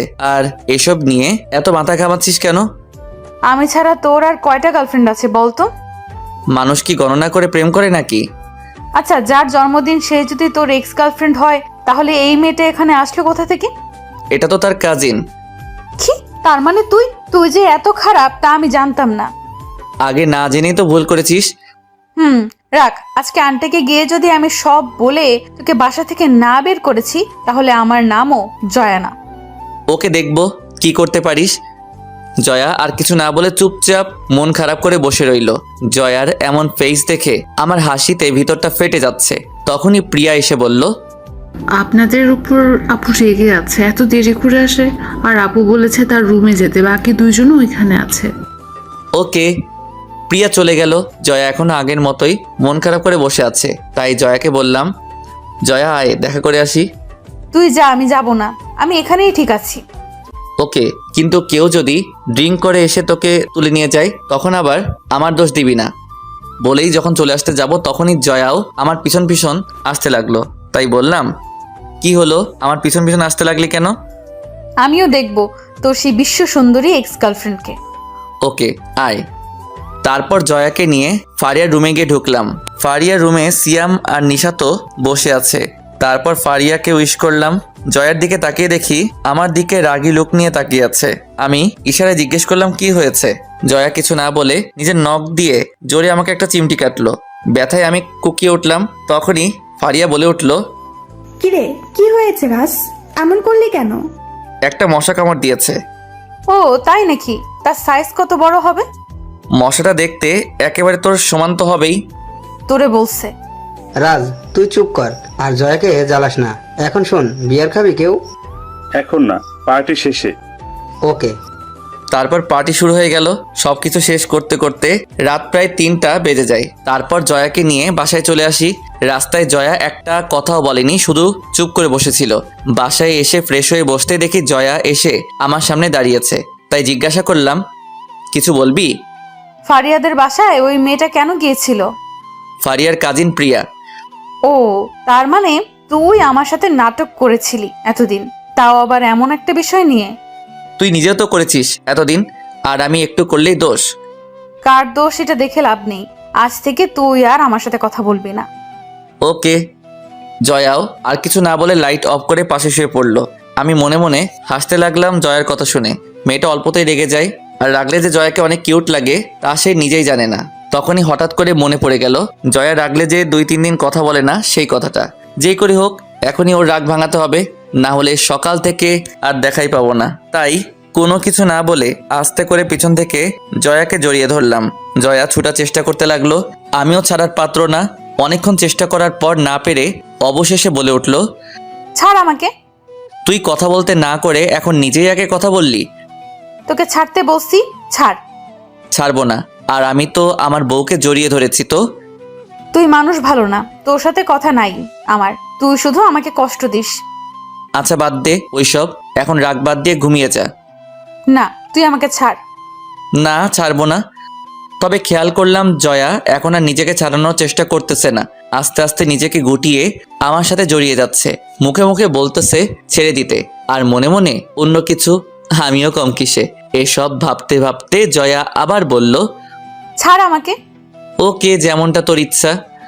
বলেই জয়াকে ছেড়ে দিলাম আর ভাবতে লাগলাম এখনই হয়তো গালে থাপ্পড় অথবা বুকে কিল পড়া শুরু হবে। ভাবতে না ভাবতেই বুকে কিল পড়া শুরু হয়ে গেল। তাই ভাব নিয়ে জিজ্ঞাসা করলাম, কি হলো, মারতেছিস কেন? তুই আমাকে ছেড়ে দিলি কেন? তুই নিজেই তো বলতেছিলি ছাড়তে, তাই ছেড়ে দিয়েছি। বললেই ছেড়ে দিবি? কিছুক্ষণ ধরে রাখতে পারলি না? লে, এটা তো অন্যায় হচ্ছে আমার সাথে। চুপ শয়তান। বলেই জয়া মারার গতিটা আরেকটু বাড়িয়ে দিল। অবশেষে উপায় না পেয়ে আবার জড়িয়ে ধরলাম। জয়াও এবার চুপ হয়ে গেল আর নিজেকে আমার আয়ত্তে নিয়ে আসলো। নিজেকে ঘিরে ফেললো আমাকে দিয়ে। এভাবে দুজন চুপচাপ অনেকক্ষণ শুয়ে রইলাম। কিছুক্ষণ পর জয়া আমার চুলে হাত বুলিয়ে দিয়ে বলে উঠল, রাজ, তোকে একটা কথা বলি। বল। রাজ, তোকে জড়িয়ে ধরতে দিয়েছি বলে তুই এবার ফায়দা উঠাবি না প্লিজ। আমাদের বয়স এখনো হয় নাই। তা তুই বড় হবি কবে, মানে তোর বয়স হবে কবে? 1 বছর পরে আমি নিজেই তোর কাছে যাব। তার আগে আমাকে নিয়ে উল্টাপাল্টা চিন্তা করলে খবর আছে। বুঝলাম। এবার তোকে একটা ছোট্ট স্টোরি শোনাই। আচ্ছা বল। একটা ছেলে ছিল, অনেক বোকা, মানে সহজ সরল আর কি। তো ছেলেটার বউ তাকে অপছন্দ করতো সে বোকা বলে, তাই সে তাকে কষ্ট দেওয়ার জন্য কি করতো জানিস? কি? ছেলেটার বউটা প্রতিদিন ভালো ভালো রান্না করতো, তারপর ছেলেটাকে বলতো একটু মুখে নিয়ে দেখো তো কেমন হয়েছে। আচ্ছা তারপর আর কি, একটু খেয়ে দেখার পর মেয়েটা ছেলেটাকে রুমে পাঠিয়ে দিত, বলতো এগুলো নাকি খাওয়ার বয়স ছেলেটার হয় নাই এখনো। মেয়েটা তো খুব খারাপ। বলতে গিয়েও থেমে গেল জয়া। জয়া কিছুক্ষণ ভেবে আবার বলে উঠল, ওই তুই কি আমাকে এতগুলো কথা বললি? না, আমি তো তোকে একটা স্টোরি শোনালাম মাত্র, তাতে যদি তুই নিজের আচরণের মিল পেয়ে যাস তাতে আমি কি করতে পারি? চুপ শয়তান, ঘুমা এখন, বেশি বকবক না করে। ওকে, কিন্তু এটা বল তাহলে জড়িয়ে ধরতে বললি কেন? সত্যি বলবো? মিথ্যা বলে তোর কপালে খারাপ আছে বলে দিলাম। ওকে, আসলে আমার কোলবালিশ জড়িয়ে ধরে ঘুমানোর অভ্যাস, তাই তোকে জড়িয়ে ধরতে বলেছি। না হলে ঘুম ভালো হয় না আমার, তাই তোকে জড়িয়ে ধরে রাখতে বলেছি। জয়ার কথা শুনে আমি হা করে তাকিয়ে আছি, কি বলবো? শয়তান নিতে তাহলে এই কারণে আমাকে জড়িয়ে ধরতে বললো? আমি চুপ দেখে জয়া বলে উঠল, কিরে চুপ হয়ে গেলি কেন? কোলবালিশ কি কথা বলতে পারে? হালকা হেসে আমাকে জড়িয়ে ধরে শুয়ে রইল। তখনই আমি জয়াকে বললাম, আচ্ছা জয়া, একটা কথা বলো তো। কি কথা বল? আচ্ছা, ওই যে ছেলেটা তোর আর আমার নামে গ্রামে ওই কথাটা ছড়িয়েছিল, ওই ছেলেটা তো জানতো না তোকে দেখতে লোকজন আসতেছে, তাহলে সে জানলো কিভাবে? আমি বলেছিলাম তাকে। ও, তার মানে তোর কথাই ওই ছেলেটা এসব কথা ছড়িয়েছিল? কারণ ওরা যখন বলেছে আগামী 1 সপ্তাহে আবার এসে এঙ্গেজমেন্ট করে যাবে, তখনই মাথায় প্ল্যান আসে আর ফয়সালকে ফোন দিয়ে বলি হেল্প করতে, আর ফয়সালও রাজি হয়ে যায়। জয়ার কথা শুনে আমি থ হয়ে ভাবতে থাকি, মেয়েটার মাথায় যে এত বুদ্ধি তা কেউ দেখলে বলতেই পারবে না। আমাকে চুপ দেখে জয়া বলে উঠল, কিরে চুপ করে গেলি কেন? কিছু না, ঘুমা তুই, আমার ঘুম পেয়ে গেছে। জয়াও আর কিছু না বলে চুপচাপ শুয়ে রইল, আর আমিও কথাগুলো ভাবতে ভাবতে ঘুমিয়ে গেলাম। 2 দিন পর আমাদের রেজাল্ট বাহির হয়। সিয়াম, নিশাত, ফারিয়া সহ সবাই রেজাল্ট ভালো করলাম, আর আমাদের সবার থেকে ভালো রেজাল্ট হলো জয়ার। 2 দিন পর রাতে সবাইকে আমাদের বাসায় আসতে বলে দিলাম। সন্ধ্যায় সবাই বাসায় চলে আসলো, সবাই খাওয়া দাওয়া করবো একসাথে। রাতে আব্বু আম্মু সহ সবাই খেতে বসলো, নিশাত সহ সবাই এখানেই উপস্থিত। রাজ, কি ঠিক করলি? তুই কোথায় ভর্তি হবি? সবাই এক ভার্সিটিতেই ভর্তি হব। তাহলে জয়াকেও তোদের সাথে ভর্তি করে দিব। কি বলো, জয়া আমাদের সাথে ভর্তি হয়ে কি করবে? জয়াকে অন্য কোথাও ভর্তি করাও। কেন? দেখ মেয়েটা একা একা কিভাবে চলাফেরা করবে, আর শহরেও তো মেয়েটা নতুন। আন্টি তো ঠিকই বলেছে, জয়া কেন অন্য কোথাও ভর্তি হবে? আর এমনিতেও তোদের সাথে ঝগড়া করে পেরে উঠি না, জয়া থাকলে আমার দল ভারী হবে। আন্টি, জয়া আমাদের সাথেই ভর্তি হবে, আপনি চিন্তা করিয়েন না। আমিও সহমত। ওকে, সবাই রাজি থাকলে আমার কোনো অসুবিধা নেই। জয়া কিছু না বলে চুপচাপ খেতে লাগলো, আর আমার পায়ে পা দিয়ে রাখলো টেবিলের নিচে। কয়েকদিন পর সবাই গিয়ে ভর্তি হয়ে আসলাম। জয়াও আমাদের সাথেই ভর্তি হয়েছে, আর তাতে ফারিয়া অনেক খুশি, কারণ তার মহিলা টিম ভারী হয়েছে। আবার এভাবে কাটতে লাগলো দিন। জয়াও অনেক খুশি। বাসায় এসে যে সময়টা থাকে সেই সময়টা আম্মুকে রান্নার কাজে হেল্প করে। রাতে আমাকে জড়িয়ে ধরে ঘুমানো, সকালে আমার ডাকে ঘুম ভাঙে জয়ার। তারপর আবার সে রেডি হয়ে ভার্সিটি। এইভাবে চলতে লাগলো দিনগুলো। এভাবে সত্যি 1 বছর চলে গেল। ভার্সিটিতে প্রথম সেমিস্টারে পরীক্ষা দেওয়া হয়ে গেলে কয়েকদিন ভার্সিটি বন্ধ পেলাম। বিকেলে ঘুমাচ্ছিলাম, তখনই মাথার চুলগুলোতে কেউ হাত দেওয়ায় ঘুমটা ভেঙে যায়। তাকিয়ে দেখি জয়া বসে বসে চুলে হাত বুলিয়ে দিচ্ছে। তাই আমি জিজ্ঞেস করলাম জয়াকে, কি রে, এখানে বসে আছিস কেন? জয়া কিছু না বলে জড়িয়ে ধরে শুয়ে পড়লো। আমিও কিছু না বলে জয়াকে জড়িয়ে ধরে শুয়ে রইলাম। রাতে খাওয়া দাওয়া শেষ করে কিছুক্ষণ টিভি দেখে রুমে আসলাম। রুমে এসে দেখি জয়া দাঁড়িয়ে আছে নীল রঙের শাড়ি পরে।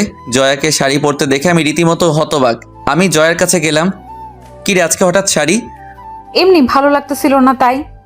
জয়ার পুরো শরীরের দিকে তাকিয়ে দেখি পুরো এক নীল পরি আমার সামনে দাঁড়িয়ে। ওর দুধে আলতা গায়ের রঙে নীল শাড়ি, যেন পুরো টাসকি খেয়ে বসে গেলাম। তখন জয়া বলে উঠল, কিরে এইভাবে বসে গেলি কেন? দেখ প্লিজ, শাড়িটা পাল্টে আয় তুই। কেন? না হলে কি করতে কি করে ফেলি তা নিজেও বলতে পারি না। কি করবি শুনি? বলেই জয়া আমার সামনে এসে দাঁড়ালো। আমি ওর নাভির দিকে তাকিয়ে রইলাম। আমি কি ভেবে যেন নজরটা নামিয়ে নিলাম। তখন জয়া বলে উঠল, কিরে তুই নজর নামিয়ে ফেললি কেন? যেখান থেকে নজর নামিয়েছিলি সেখানে তাকা বলছি। এবার আরো অবাক হয়ে জয়ার দিকে তাকালাম। জয়া মুচকি হাসলো। আমি জয়ার কোমর জড়িয়ে ধরলাম। জয়ার পেটে একটা কিস করতেই জয়া কেঁপে উঠল। তারপর জয়া আমার কোলে বসে গেল। আমি বললাম, বিয়ের 1.5 বছর পর বাসরাত করতেছি, এটার ইতিহাস হওয়া দরকার। তো কি হয়েছে, আমাকে বড় হওয়ার জন্য সময় লাগবে তা নিয়েছিলাম আমি। ও তাই নাকি? তা আর কিছু বলতে দিল না। বলা শেষ করার আগেই জয়া আমাদের 4 ঠোঁট এক করে দিল। আমি ওর কাণ্ড দেখে হা করে দেখছিলাম জয়াকে। তারপর আর কিছু বলার নেই, আর কিছু বললে বেশি হয়ে যাবে, তাই গল্পটা এখান পর্যন্তই থাক।